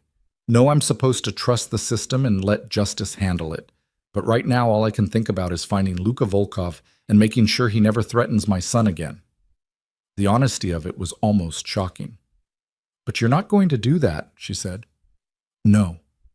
"Why not?" "Because if I do, I lose Evan anyway. Lose you. Lose everything I've built." His hands clenched and unclenched at his sides. "But I want to, Claire. God help me. I want to so badly I can taste it." She should have been terrified, should have grabbed Evan and run. Instead, she crossed the space between them and took his face in her hands. "Thank you for telling me the truth. That I want to commit murder? That you're struggling, that it's hard, that you're choosing not to, even though every instinct is screaming at you to protect us the old way." She held his gaze. "That's the difference, Nico. Not that you don't feel the impulse, that you don't act on it." He closed his eyes, leaning into her touch. "I called Dr. Marsh and my sponsor, and Agent Morrison, told all of them what I'm feeling. They're helping me process it the right way." "What did Morrison say?" "That they're putting a team on Volkov tonight. That attempting to abduct a child is a federal crime. That Volkov just made the stupidest mistake of his life, and they'll have him in custody within 48 hours. Nico opened his eyes. Legal consequences. Real ones. Not vigilante justice. "And that's enough for you?" "It has to be." She pulled him down and kissed him. Not gentle, not tentative, but fierce and desperate, trying to anchor both of them in this moment. He responded with equal intensity, his hands coming up to cup her face, and for a few seconds, the fear receded into the background. When they broke apart, both breathing hard, Claire rested her forehead against his. "I need you to promise me something," she whispered. "Anything. If Volkov isn't arrested in 48 hours, if the FBI can't find him, you don't go looking yourself. You keep trusting the process." His jaw tightened. "Claire, promise me, Nico. Because if you go back to that life even once, even for the right reasons, we're done. I'll take Evan and disappear so deep you'll never find us." The words hung between them, an ultimatum she'd never wanted to make. "I promise," he said finally, "but I need you to promise me something too." "What?" "That you won't run without giving me a chance to prove I can keep you safe the right way. That you'll trust me enough to let me protect our son without becoming the monster I used to be." She thought about that note she'd written 6 years ago, about the woman who'd been so afraid she'd fled in the night, about the person she'd become, stronger, but still carrying those scars. "I promise to try," she said. "That's the best I can do." "Then we'll try together." They stood like that, holding each other in the gathering darkness, while somewhere in Portland, law enforcement hunted for a man who'd made the mistake of threatening their family. And despite everything, the fear, the danger, the uncertainty, Claire felt something shift. She wasn't alone in this anymore. Whatever came next, they'd face it together. The 48 hours stretched into an eternity. Agent Morrison called every 12 hours with updates that felt simultaneously reassuring and terrifying. Volkov had been spotted in Seattle. No, wait, that was a false lead. They had surveillance footage from a gas station in Eugene. His known associates were being rounded up for questioning. A warrant had been issued. They were closing in, but they hadn't found him yet. Claire watched Nico during those 2 days the way a seismologist watches fault lines, alert for any tremor that might signal an eruption. But he remained steady, went to work, helped Evan with homework, made dinner, called his therapist twice and his sponsor 3 times. Every movement was controlled, deliberate, like he was walking a tightrope over an abyss and knew one wrong step would send him plummeting. On the second night, she woke at 3 a.m. to find his side of the hallway dark. She'd started sleeping with her door open, listening for Evan but also for Nico, making sure he didn't slip out in the night to handle things his own way. She found him in the living room, laptop open, face illuminated by the blue glow of the screen. "You promised," she said from the doorway. He looked up, startled. "I'm not... Claire, I'm just monitoring police scanners, listening for any chatter about Volkov's location. That's not trusting the process." "I know." He closed the laptop. "I can't sleep. Can't stop thinking about what could have happened, what still could happen." She sat beside him in the dark, Morrison said they'd find him. Morrison also said this wouldn't happen in the first place, that Volkov wasn't a credible threat. His voice was tight with frustration. I trusted their assessment, and it almost cost us Evan. But it didn't. He's safe upstairs because the security protocols worked. This time. The words hung heavy between them. She wanted to reassure him, to promise that everything would be fine, but she couldn't, because he was right. This time, they'd been lucky. Next time, they might not be. "What are you most afraid of?" she asked quietly. He was silent for a long moment. Then, "That I won't be able to protect you both without becoming the man I used to be. That the only way to truly keep you safe is to do something that will make you leave me. Nico, I keep running through scenarios in my head. What if Volkov tries again? What if the FBI doesn't find him before he makes another move? What if next time he doesn't target Evan at school, but here, at the house? What if—" He stopped, rubbing his face. "I can't turn my brain off, can't stop calculating threats and responses." Claire took his hand. "That's the trauma talking. You spent years in a world where constant vigilance kept you alive. Of course you can't just turn that off." Dr. Marsh said the same thing, said I'm experiencing hypervigilance as a trauma response. Did she tell you how to manage it?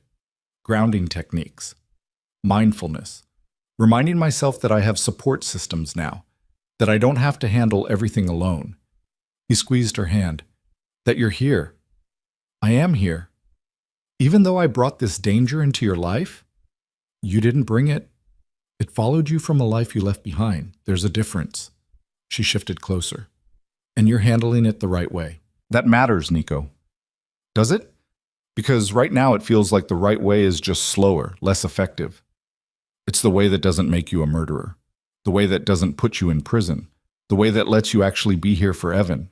She turned to face him fully. You think I haven't noticed? That you've been making calls, checking in with Morrison, coordinating with the security team, all while still showing up for dinner every night, still reading bedtime stories, still being present? That's just basic parenting. No, it's extraordinary parenting under extraordinary circumstances. You're holding yourself together when everything in you wants to fall apart and handle this violently. Her voice softened. I'm proud of you. She felt him tense beside her. Don't say that. Why not? Because I don't deserve it. I created this situation. My choices, my past, put our son in danger. Your choices to leave that life and start over also gave him a father who's trying every day to be better. Those count too. She leaned her head on his shoulder. You're not the villain here, Nico. Volkov is. They sat in the darkness, drawing comfort from each other's presence, until exhaustion finally pulled them both towards sleep. Claire woke at dawn to find herself curled against Nico's chest on the couch, his arms wrapped protectively around her. She should have pulled away, should have maintained the careful distance she'd been guarding. Instead, she let herself stay there for a few more minutes, listening to the steady rhythm of his heartbeat. When Evan patted downstairs at 7, he found them like that and grinned. Are you guys having a sleepover? Claire sat up, smoothing her hair. We fell asleep talking. Can I have a sleepover too? He climbed onto the couch between them, wiggling into the small space and making himself comfortable. This is cozy. Nico wrapped an arm around his son, pulling him close, and Claire watched something in his expression soften. All the tension from the night before, all the fear and rage and helplessness, melted into simple love. Best sleepover ever, Nico said, kissing the top of Evan's head. They made pancakes together, all three of them crowded in the kitchen, Evan standing on a stool to help flip, Nico teaching him about heat distribution and timing while Claire set the table. It felt absurdly normal, like they were just a regular family having a regular morning. The illusion shattered when Agent Morrison called at 8:47 a.m. Nico answered on speaker so Claire could hear. Morrison, tell me you have good news.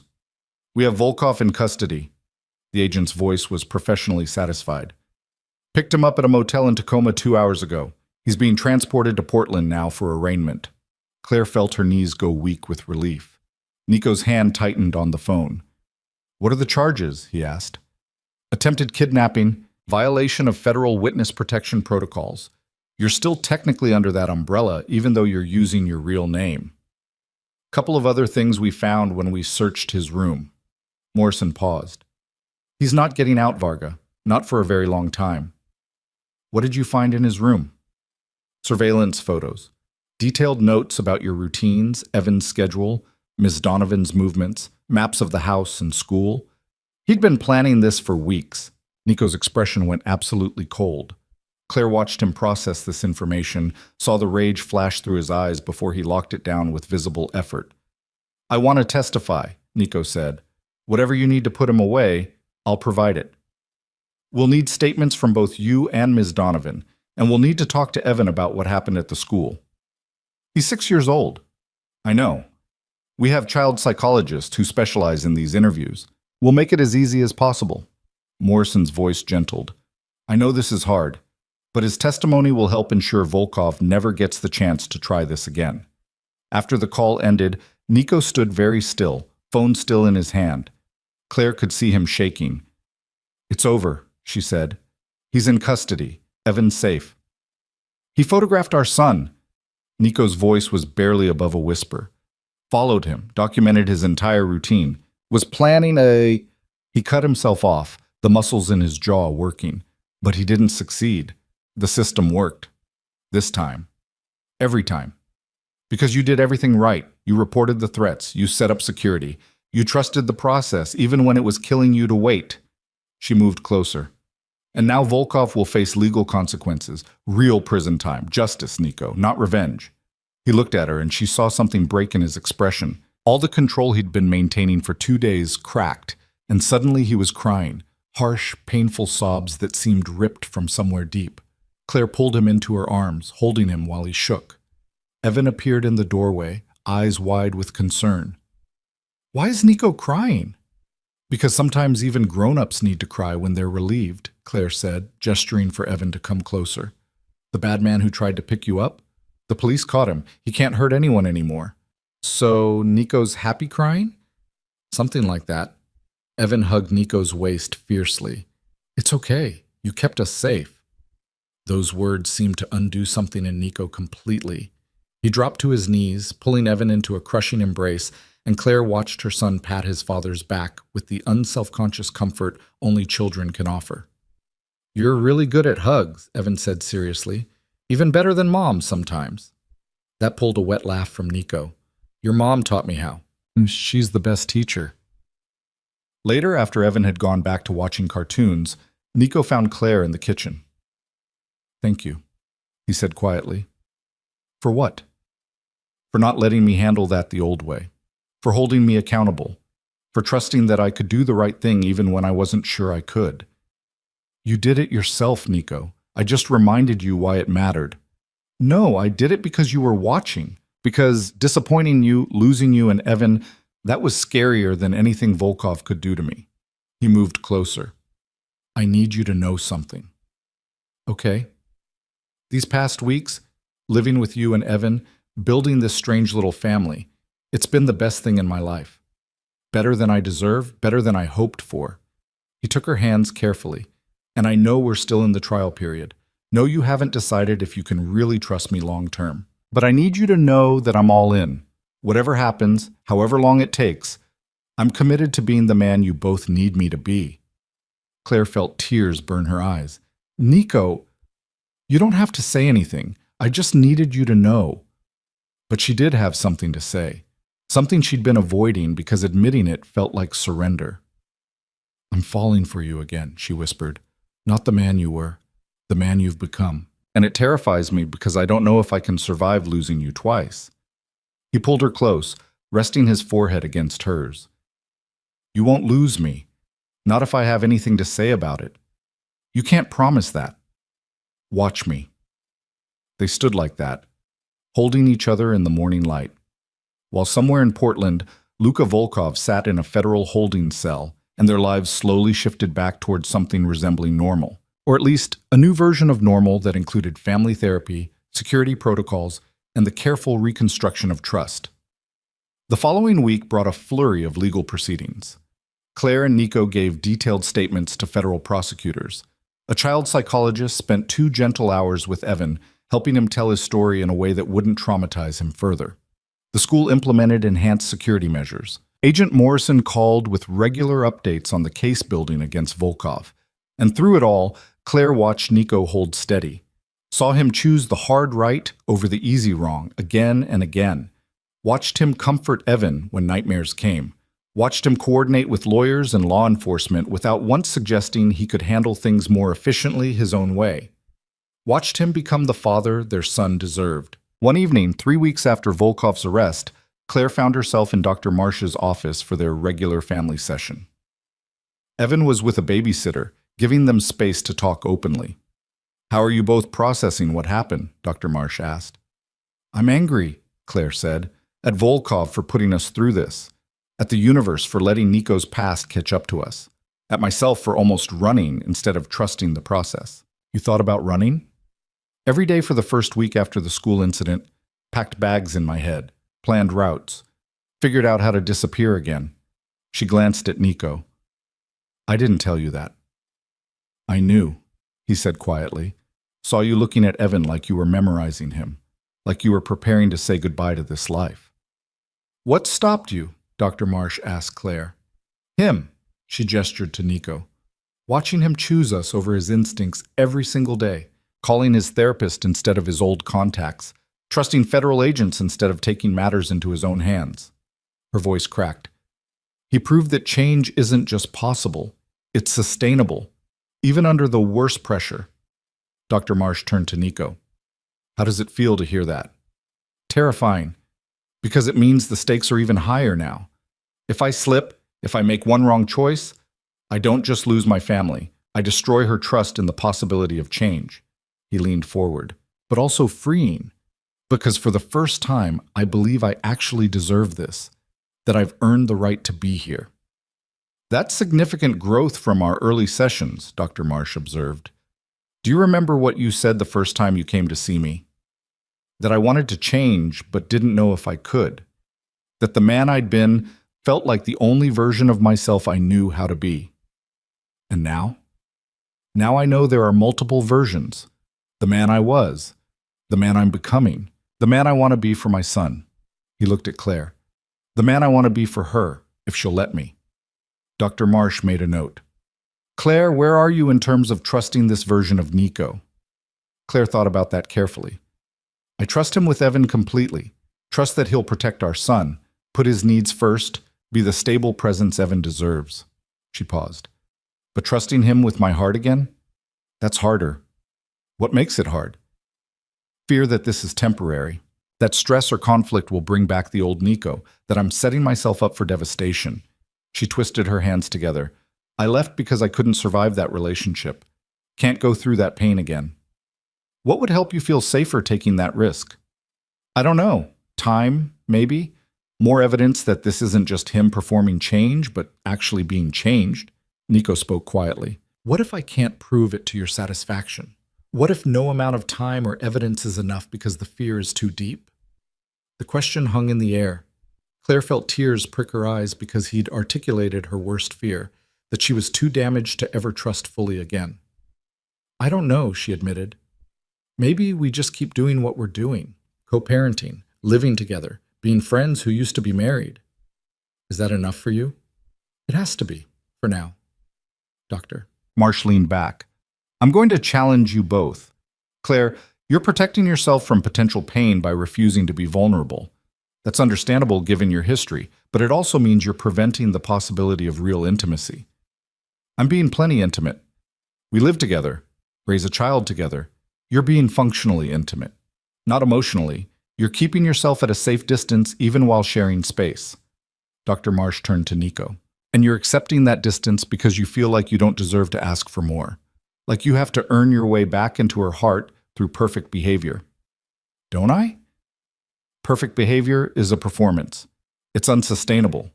What Claire needs isn't perfection, it's authenticity. The real you, flaws and struggles included, choosing her every day." "I am being authentic. Are you? Or are you being the version of yourself you think she needs you to be?" Nico was quiet for a long moment. "I'm terrified that if she sees the real me, the one who still struggles with rage, who still has violent impulses, who still wants to solve problems with force, she'll confirm that I'm exactly who she ran from." And Claire, Dr. Marsh continued, you're terrified that if you let yourself love him fully, he'll confirm your worst fears by reverting to old patterns. Yes. So you're both protecting yourselves from hypothetical pain by avoiding real connection. Do you see the problem? Claire looked at Nico, saw her own fear reflected in his eyes, saw the careful distance they'd both been maintaining even while living in the same house, raising the same child, rebuilding the same broken relationship. We're stuck, she said. You're at an impasse, Dr. Marsh corrected, which means someone needs to take a risk. Someone needs to be vulnerable first. What if I'm not brave enough? Claire whispered. What if you are? Dr. Marsh met her eyes. You fled an abusive relationship while pregnant, built a new life from nothing, kept yourself and your son safe for 6 years, then made the incredibly brave choice to give Nico another chance. You've been nothing but brave, Claire. Don't stop now. The session ended, but the words stayed with Claire. That night, after Evan was asleep, she stood outside Nico's bedroom door for a full 5 minutes before knocking. Come in.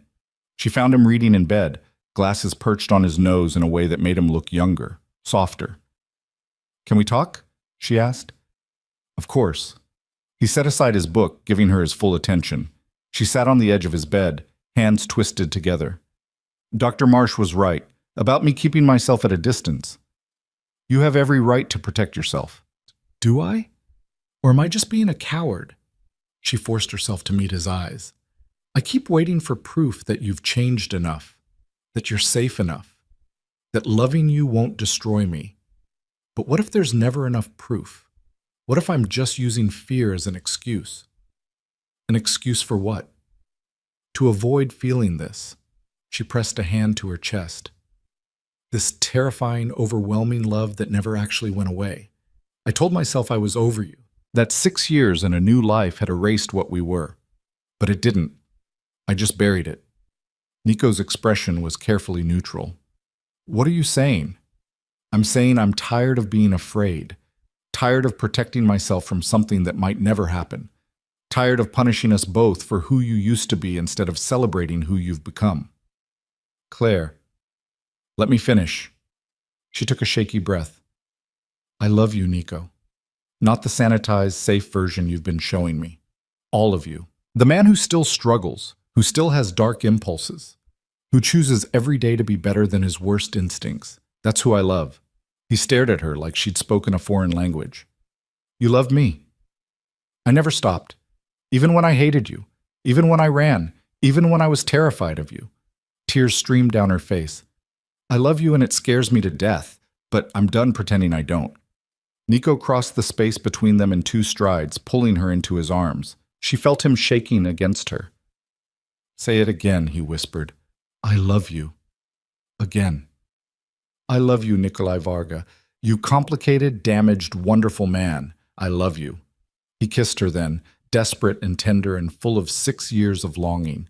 She kissed him back with equal intensity, pouring all her fear and hope and love into it. When they finally broke apart, both breathless, he rested his forehead against hers. I love you too. Never stopped. Never could. I know. I've always known. But then why did it take us so long to say it? Because we're both idiots who thought protecting ourselves was more important than being happy? He laughed, genuine and warm and full of relief. Dr. Marsh is going to be insufferably pleased with herself next session. Let her be. She earned it. Claire pulled back slightly. This doesn't mean everything's fixed. We still have work to do. I know. And I'm still going to call you on your shit when you slip into old patterns. I'm counting on it. And we're taking things slow. Just because I love you doesn't mean... He kissed her again, cutting off her words. When he pulled back, he was smiling. We'll go as slow as you need. I've waited 6 years. I can wait as long as it takes. What if I don't want to wait? His expression turned serious. Then we move forward together. At whatever pace feels right. No pressure, no expectations. Just us figuring this out as we go. She stayed in his room that night, just talking, holding each other, rebuilding the intimacy they'd lost. When dawn broke, she woke in his arms feeling safer than she had in years. Evan found them at breakfast, sitting close, hands intertwined, and his face lit up. Are you guys boyfriend and girlfriend now? Claire looked at Nico, saw the question in his eyes. She squeezed his hand. Something like that, she said. Good. I like it when you're happy. Evan climbed into his chair. Can we have pancakes again? And just like that, they moved forward into a new version of normal, one built on honesty and hard work and the choice to love each other despite the risk. The 4-month mark arrived on a Tuesday morning in late February, exactly 16 weeks after Claire and Evan had moved into the house in the West Hills. She woke to find Nico already gone, his side of the bed, their bed now, for the past month, cool to the touch. A note on his pillow read simply, "Meeting this morning, back by lunch, love you." She traced the words with her finger, still marveling at how easily they'd fallen into this, how loving him had gone from terrifying to natural, how waking up next to him felt less like a risk and more like coming home. But today was decision day. The trial period was over. Time to determine what came next. Claire found Evan in the kitchen, attempting to pour his own cereal and making a spectacular mess. She helped him clean up, made coffee, tried to quiet the anxious voice in her head asking, what if Nico wanted to formalize everything and she wasn't ready? What if he wanted to slow down and she'd already committed too much of her heart? What if the past 4 months had been real for her but just another negotiation for him? She hated that the doubt still crept in sometimes. Doctor. Marsh said it was normal, that trust rebuilt slowly, that she shouldn't expect 6 years of fear to evaporate overnight. But she wished it would. Nico returned at noon as promised, carrying a leather portfolio that made Claire's stomach clench. Documents, contracts, the formal end to their trial arrangement. Can we talk? He asked. After lunch, when Evan goes down for quiet time. She nodded, throat tight. They made sandwiches together, the familiar choreography of their kitchen dance, while Evan chattered about a project at school. Claire barely heard him, too focused on the portfolio sitting on the counter like a ticking bomb. When Evan finally retreated to his room with a stack of books, Nico gestured to the living room. I have something to show you. She followed him, heart hammering. He sat on the couch and patted the space beside him. When she settled there, he opened the portfolio and pulled out a single sheet of paper. I had my lawyer draw this up, he said. Claire's stomach dropped. Here it came, the legal framework, the custody arrangement, the formal boundaries that would define their co-parenting relationship going forward. She took the paper with shaking hands and read the first line. Dissolution of trial, cohabitation agreement, full withdrawal. Her eyes blurred. He was ending it. 4 months of progress and he was... Keep reading, Nico said softly. She forced herself to focus. This document hereby nullifies and dissolves the trial cohabitation agreement dated November 3rd between Nikolai Varga and Claire Donovan. All terms, conditions, and provisions of said agreement are void effective immediately. The undersigned parties acknowledge that the trial period has concluded and formal arrangements are no longer necessary or desired. Instead, the parties wish to establish the following. We choose each other, not because a contract says we should, not because a 4-month timeline dictated it, but because we want to build a life together. We choose to be a family, messy and complicated and real. We choose to keep doing the work, keep showing up, keep choosing love even when it's hard. This is not a legal document, it's a promise. We promise to communicate honestly, even when the truth is uncomfortable. We promise to attend therapy, individual and family, for as long as we both shall live. We promise to call each other on our shit. We promise to be partners in parenting Evan, in building our future, in supporting each other's growth. We promise that if either of us feels unsafe or unhappy, we'll speak up before resentment builds. We promise to take breaks when needed. We promise that I love you is never an obligation, but always a choice. Most importantly, we promise that this relationship stands on its own merit, not on legal frameworks or trial periods or anything except our daily decision to be together. Signed this day, the bond between us stronger than any contract could capture.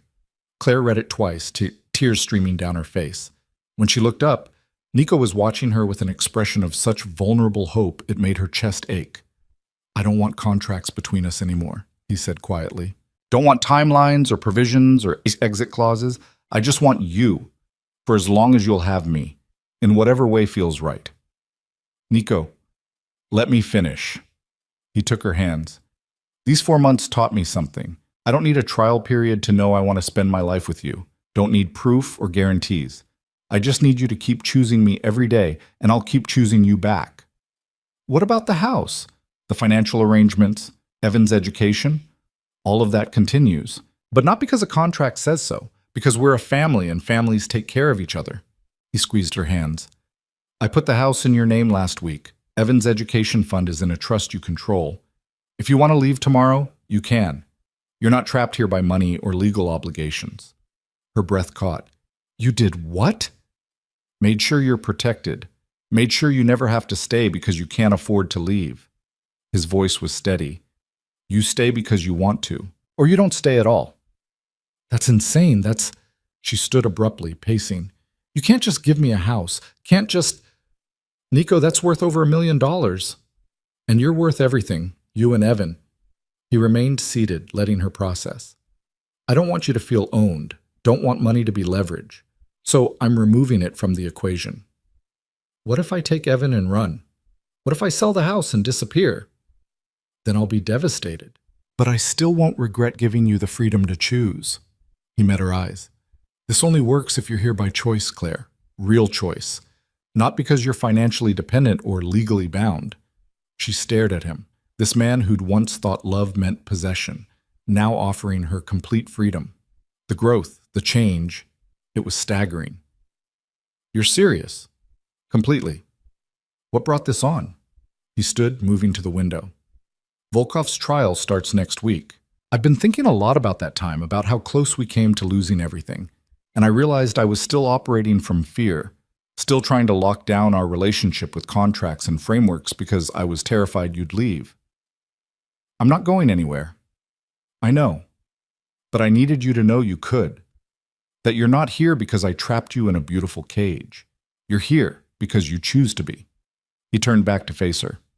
Doctor, Marsh asked me last session what I was most afraid of. I said losing you. She said that's not actually what I feared. I feared you never truly choosing me, that you'd stay out of obligation or convenience, but never really be mine. So this is about assuaging your fears? No, it's about proving to you that I've changed, that I understand love isn't ownership. He crossed back to her. You've been waiting for me to slip, to revert to controlling behavior. This is me showing you that I won't, that I can hold you with an open hand.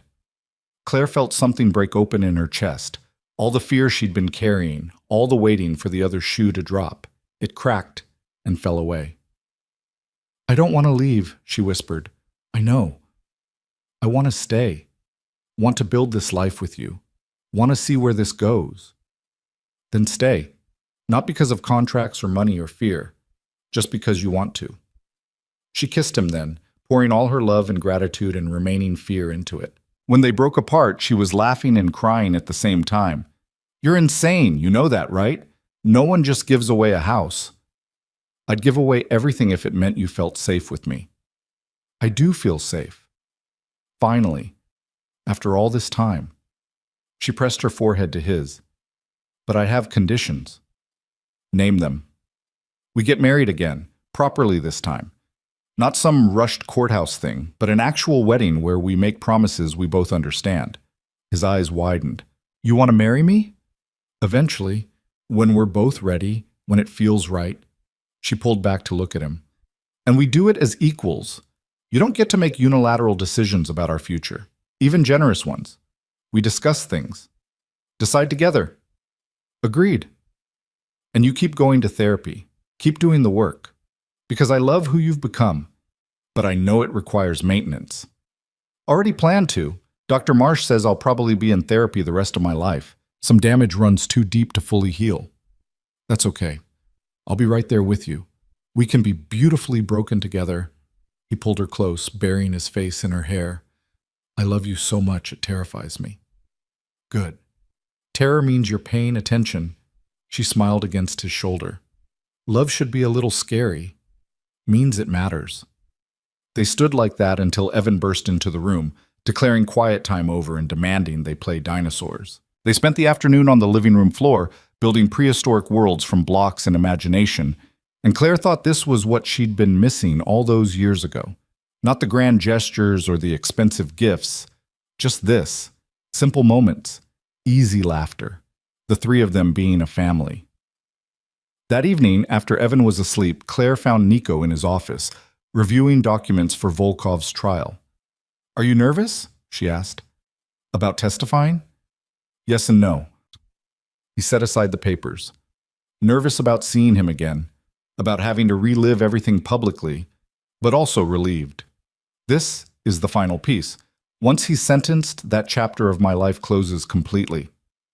What if he threatens you in court, tries to intimidate you? Let him try. Nico's voice was calm. I'm not that person anymore. Not the one who responds to threats with violence. I'll walk in there, tell the truth, and walk out. Then I'll come home to you and Evan and continue building this life. Just like that? Just like that. He pulled her into his lap. You've taught me something, Claire. That the best revenge isn't violence or intimidation. It's living well, being happy, building something beautiful from the ashes of what used to be. She kissed his temple. When did you get so wise? When I lost everything and had to rebuild from scratch. Turns out hitting rock bottom is a great teacher. The trial proceeded over the following week. Claire attended every day, sitting in the gallery, while Nico testified with calm precision. She watched Volkov try to stare him down, try to provoke a reaction. Watched Nico refuse to engage. He simply told the truth about the threats, the surveillance, the attempted kidnapping, with the even tone of someone recounting facts, not seeking vengeance. When Volkov was sentenced to 23 years in federal prison, Nico showed no triumph, no satisfaction, just quiet relief that it was over. They celebrated that night with takeout and a movie, Evan falling asleep between them on the couch. Claire studied her two favorite people, her son drooling slightly on Nico's shoulder, Nico's hand gentle on Evan's back, and felt peace settle over her like a blanket. I think we should tell him, she said softly. Nico looked up from the movie. Tell him what? That you're his father, that we used to be married. The whole truth, age-appropriate version. Are you sure? Dr. Marsh said we could wait until he was older. I know, but he keeps asking questions about why Nico lives here, about whether we love each other. He's smart enough to know something's going on. She stroked Evan's hair. And I don't want him to learn the truth by accident. Want us to control the narrative. When? This weekend. We'll sit him down together, explain everything, answer his questions. Nico was quiet for a long moment. What if it changes how he sees me? What if knowing I used to be... He's 6. He doesn't care about your past. He cares that you make him pancakes and know everything about dinosaurs and give the best piggyback rides. She met Nico's eyes. You're his dad in every way that matters. Making it official won't change that. They told Evan on Saturday morning over breakfast. Claire had rehearsed the conversation a dozen times in her head, but when the moment came, the words felt inadequate. Baby, Nico and I need to talk to you about something important, she began. Evan looked up from his cereal, suddenly serious. Am I in trouble? No, sweetheart, nothing like that. She glanced at Nico, who nodded encouragement. You know how you've been asking about your daddy? Yeah, you said he loved me but couldn't be with us. That's right. Well, things have changed. Your daddy has been with us this whole time. Evan's brow furrowed in confusion. Then his eyes went wide. Nico? Yes, Nico said, his voice rough with emotion. I'm your dad, Evan. I didn't know about you until a few months ago, but I've loved you from the moment I found out you existed. So you're not just Mom's friend? I'm your father, and I used to be married to your mom a long time ago. We had some problems and she had to leave, but now we're working things out. Nico crouched beside Evan's chair. I know this is confusing. You can ask us anything you want. Evan processed this with the straightforward logic of childhood. So I don't have to call you Nico anymore? I can call you Dad? Claire watched Nico's face crumple slightly before he got it under control. If you want to. Only if you want to. I want to. Evan threw his arms around Nico's neck. I always wanted a dad, and you're the best one. Nico held their son, tears streaming down his face, and Claire felt her own vision blur. This moment, this simple, perfect moment, was worth every fear she'd overcome to get here. Does this mean we're a real family now? Evan asked. We've always been a real family, Claire said. Now we're just being honest about it. The conversation continued over the next few days as Evan processed the information and came up with new questions. Why did Mom leave? Where did Nico go? Why didn't they tell him sooner? They answered everything as honestly as they could, keeping the explanation simple and age-appropriate. Sometimes grown-ups make mistakes, Claire explained. Dad and I both made choices that hurt each other, so we had to spend time apart, learning and growing, but we never stopped loving each other, and we never stopped loving you. Even when you didn't know about me, Evan asked Nico. Even then, I loved the idea of you, the possibility of you, and when I met you for real, it was like finding a part of myself I didn't know was missing. Evan seemed satisfied with this. Within a week, Nico had become Dad, so naturally it was like he'd always been called that. And Claire watched her son flourish under the certainty of having two parents who loved him, who were present, who showed him every day what healthy love looked like. March brought unexpected warmth to Portland. Cherry blossoms bloomed early, painting the city in shades of pink and white. Claire started taking on bigger legal cases, building the career she'd always wanted. Nico expanded his investment firm, bringing her in as a consultant on several deals.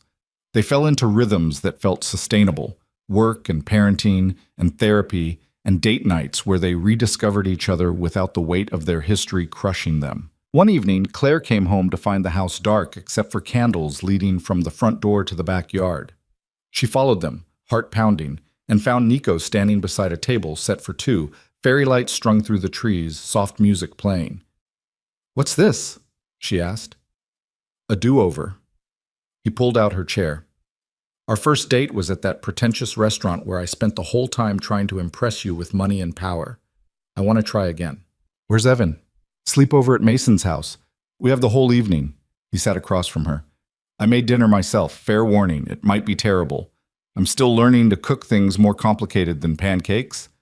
But the meal was perfect. Simple pasta, fresh bread, a salad that was slightly overdressed but made with love. They talked for hours, about everything and nothing, and Claire realized this was what had been missing from their first relationship. This easy intimacy, this lack of performance. "I have something for you," Nico said as they finished dessert. "Nico, you don't need to keep... It's not what you think." He pulled out a small box and Claire's breath caught. "Before you panic, it's not an engagement ring. We agreed we're not ready for that." She opened the box to find a delicate silver necklace with a small pendant, 3 interconnected circles. "It represents the 3 of us," Nico explained, "separate but connected. Each whole on our own, but stronger together." He took the necklace, moved behind her to clasp it. "I wanted you to have something that reminds you we're in this together, that you're not alone anymore." Claire touched the pendant, feeling its weight settle against her heart. "It's perfect. There's an inscription." He returned to his seat. "Read it." She turned the pendant over. In tiny script, "We choose each other." The tears came then, overwhelming and cathartic. Nico moved to hold her, and she clung to him, crying out 6 years of pain and fear and lonely nights. He held her through it all, whispering reassurances, and when she finally calmed, she felt lighter, unburdened. "I'm ready," she said. "For what?" "To stop waiting for the other shoe to drop, to stop protecting myself from something that's not going to happen." She pulled back to look at him. "I'm ready to be all in. No more hedging, no more escape plans. Just us, building this life together." "You're sure?" "Completely." He kissed her then, slow and deep, and she felt the last of her walls crumble. When they made love that night, it felt like a new beginning. Not the desperate passion of their youth, but something deeper, more sustainable, built on trust and respect and the daily choice to keep showing up. Summer arrived with long days and warm nights. Evan finished first grade with honors, already talking about what he wanted to be when he grew up. Paleontologist one day, astronaut the next, chef the day after that. They took a family vacation to the Oregon coast, building sandcastles and flying kites and being gloriously, mundanely normal. One evening, watching Evan chase waves while the sun set over the Pacific, Nico pulled Claire close. "I want to show you something when we get home," he said. "What kind of something?" "A surprise. A good one, I promise." The drive back to Portland felt longer than usual, Claire's curiosity building. When they finally pulled into the driveway, Nico led her to his office while Evan got ready for bed. "I've been working on something," he said, unlocking a drawer. "A project that started as therapy homework and became something more." He pulled out a leather-bound book and handed it to her. She opened it to find pages and pages of photographs. Not surveillance photos this time, but family moments. Evan's first day at Westmont, the three of them making cookies. Therapy sessions captured in candid shots, park visits, bedtime stories. Ordinary moments made extraordinary by the love shining through them. But it wasn't just photos. Between the images, Nico had written journal entries, letters, reflections on their journey. December 3rd, today Evan called me Dad for the first time without prompting. I had to leave the room to cry. Claire found me and just held me. Didn't say anything, just held me. This is what love feels like. January 15th, bad day. Wanted to handle a business dispute the old way. Called Dr. Marsh instead. She talked me down. Then Claire made me hot chocolate and let me vent. I'm learning that strength isn't suppressing emotion, it's having safe places to express it. February 28th. Volkov sentenced today. Thought I'd feel triumph. Instead, just relief. Claire held my hand through the whole thing. When it was over, she said she was proud of me. I'm still not sure I deserve that, but I'm trying to. April 10th, Evan's school play. He was a tree. The proudest tree in theatrical history. Claire cried. I cried. We're becoming the sappy parents we used to mock. I wouldn't change a thing. Claire read through tears, watching their story unfold through Nico's eyes. Seeing his growth, his struggles, his overwhelming love for their little family. The last entry was dated that morning, June 20th. We're at the beach. Claire doesn't know I've been working on this book. It's almost complete. Just one more thing to add. The most important thing. She turned the page and found a photograph of the three of them from earlier that day, laughing in the surf. Below it, in Nico's careful handwriting, "This is my family. Not the one I was born into or the one I destroyed through my own violence. The one I chose. The one that chose me back." Claire, if you're reading this, know that every page, every photo, every word, it's my promise. To keep choosing you, to keep doing the work, to be the man you and Evan deserve. I love you. I love him. I love this life we're building, and I will spend every day of my life proving I'm worthy of it. She closed the book carefully, too moved to speak. Nico watched her with anxious hope. Dr. Marsh suggested I create a visual reminder of why change matters, he said. Something I could look at when old patterns try to resurface. This is that reminder, but I want you to have it. Want you to know that I see us, really see what we've built. Claire set down the book and kissed him, poured all her love into it. When they broke apart, she was smiling through tears. I love you, she said. Not despite your past or because you've changed. I love all of you, the broken parts and the healed parts, and the parts still under construction. That's a lot of parts. I know. Lucky for you, I'm patient. She picked up the book again. This is the most beautiful gift anyone's ever given me. The house was worth more. This is worth everything. She traced the leather cover. Because it shows me who you are when no one's watching, shows me the work you're doing, the person you're becoming. They stood in his office, holding each other, while their son slept peacefully down the hall. And Claire thought about the note she'd written 6 years ago, about darkness and fear, and the impossible choice to leave. About how that choice had led them here, to this moment, this love, this second chance. Sometimes the bravest thing was running, and sometimes it was standing still and letting love find you again. Autumn came with its riot of color, Portland living up to its reputation for beautiful falls. On a crisp October morning, Nico woke Claire with coffee and a nervous smile. I need to ask you something, he said. That's a dangerous way to start a conversation. He pulled a small box from his pocket, and Claire's heart stopped. But when he opened it, instead of a ring, she found a key. It's to the office downtown, he explained, the one on the 14th floor with the view of the river. I had it renovated for you. Space for your legal practice, conference room for client meetings, everything you need to build the career you've always wanted. She stared at the key, overwhelmed. Nico, before you argue that it's too much, let me explain. You're brilliant. You've been hiding that brilliance doing piecemeal consulting work because you couldn't risk the exposure of a real practice. But you don't have to hide anymore. You can be Claire Donovan, attorney at law, or Claire Varga if you want, or any name you choose. But you can stop shrinking yourself to stay safe. This is about more than an office. It's about you reclaiming everything you gave up when you ran. Your career, your name, your future. He pressed the key into her palm. I can't give you back the 6 years you lost, but I can help you build the next 60. She looked at the key, feeling its weight. Her own practice, her own space, her name, whichever one she chose, on the door. I want to be Claire Varga, she said suddenly. You don't have to. I want to. Want to reclaim that name, take back what it means. She met his eyes.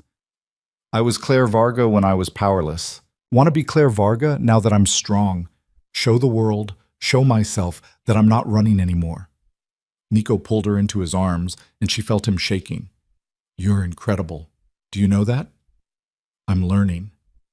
They visited the office that afternoon, Evan running through the empty rooms, declaring which one should be the dinosaur room, which one the spaceship room, completely missing the point, but making them laugh anyway. Claire stood at the window, looking out over the city she'd fled from and returned to, and felt something settle in her chest. She was home. Finally. Truly home. The holidays brought new traditions. Thanksgiving with just the three of them, cooking together and being grateful for second chances. Christmas with a tree Evan insisted on decorating entirely in dinosaur ornaments. New Year's Eve falling asleep on the couch at 9 p.m. because parenting a 7-year-old was exhausting in the best possible way. And through it all, the steady work of being a family. The therapy sessions that kept them honest. The hard conversations about boundaries and triggers and old wounds that still ached sometimes. The daily choice to love each other even when it was difficult. On Valentine's Day, a year and 3 months after that first coffee shop meeting, Nico took Claire back to that same coffee shop. They sat at the same table, drinking the same drinks, and he pulled out a letter. You wrote me a note 6 years ago, he said. 8 words that changed my life. I'd like to respond, if that's okay. She nodded, unable to speak. He read, Claire, you were right about everything. I was drowning in darkness and pulling you down with me. You saved yourself by leaving. In doing so, you saved me too. Gave me the wake-up call I needed to become someone worthy of you. I spent 3 years rebuilding myself. Then I spent 4 months proving it to you. But this last year? This has been about us building something new, not fixing what was broken, but creating something that never existed before. A partnership, a family, a love built on choice, not need. You said you couldn't raise a child in my darkness. Look at what we've built instead. A home full of light. Thank you for running. Thank you for coming back. Thank you for giving me the chance to love you the right way. I choose you, Claire, every day, for the rest of my life, if you'll have me. He set down the letter and pulled out another small box. This time it held a ring, simple, elegant, exactly her style. I'm not asking you to marry me right now, he said quickly, unless you want to, but I'm asking if you'll consider it. If you'll let me spend my life proving I'm worth the risk. Claire looked at the ring, then at the man offering it. The man who'd been a monster and a victim and now was simply human, flawed and trying, broken and healing. Hers. Yes, she said. Yes, you'll consider it, or yes, I'll marry you, you idiot. She was laughing and crying at the same time. Yes to all of it, the practice and the partnership and the future. Yes to choosing you every day. Yes to building this life together. He slid the ring onto her finger with shaking hands, and she pulled him into a kiss that tasted like coffee and promise and new beginnings. They married in May, a small ceremony in the backyard of their home. Evan served as ring bearer, taking his job with utmost seriousness. Dr. Marsh officiated because who better than the woman who'd helped them rebuild? Agent Morrison attended, having become an unlikely friend. A handful of Nico's business associates who knew nothing of his past. Claire's small circle of colleagues from her new practice. No Varga family, no ghosts from the old life. Just the people who mattered in this new one. When Nico set his vows, promises about communication and therapy and choosing love every day, Claire thought about how far they'd come. From a broken marriage built on obsession to this partnership built on respect. From running scared to standing still. From darkness to light. "I choose you," Nico said, echoing the words engraved on her necklace. "Today and every day after." "I choose you too," Claire responded. "Not because I have to, because I want to."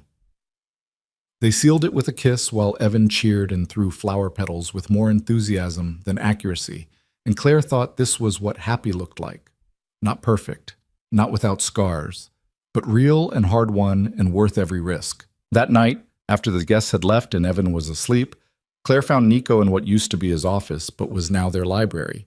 He'd built shelves that held both their books, mixed together so you couldn't tell where his collection ended and hers began. "I have something for you too," she said. "We agreed no gifts." "It's not a gift, it's a document." She handed him a manila folder. He opened it to find adoption papers. Legal documents making official what had been true in their hearts, that Evan was his son in every way that mattered. "You're already on his birth certificate," Claire explained. "We did DNA tests when this started. But I wanted the legal adoption too. Wanted it official that you chose to be his father. That it's not just biology, but intention." Nico read through the papers, tears streaming down his face.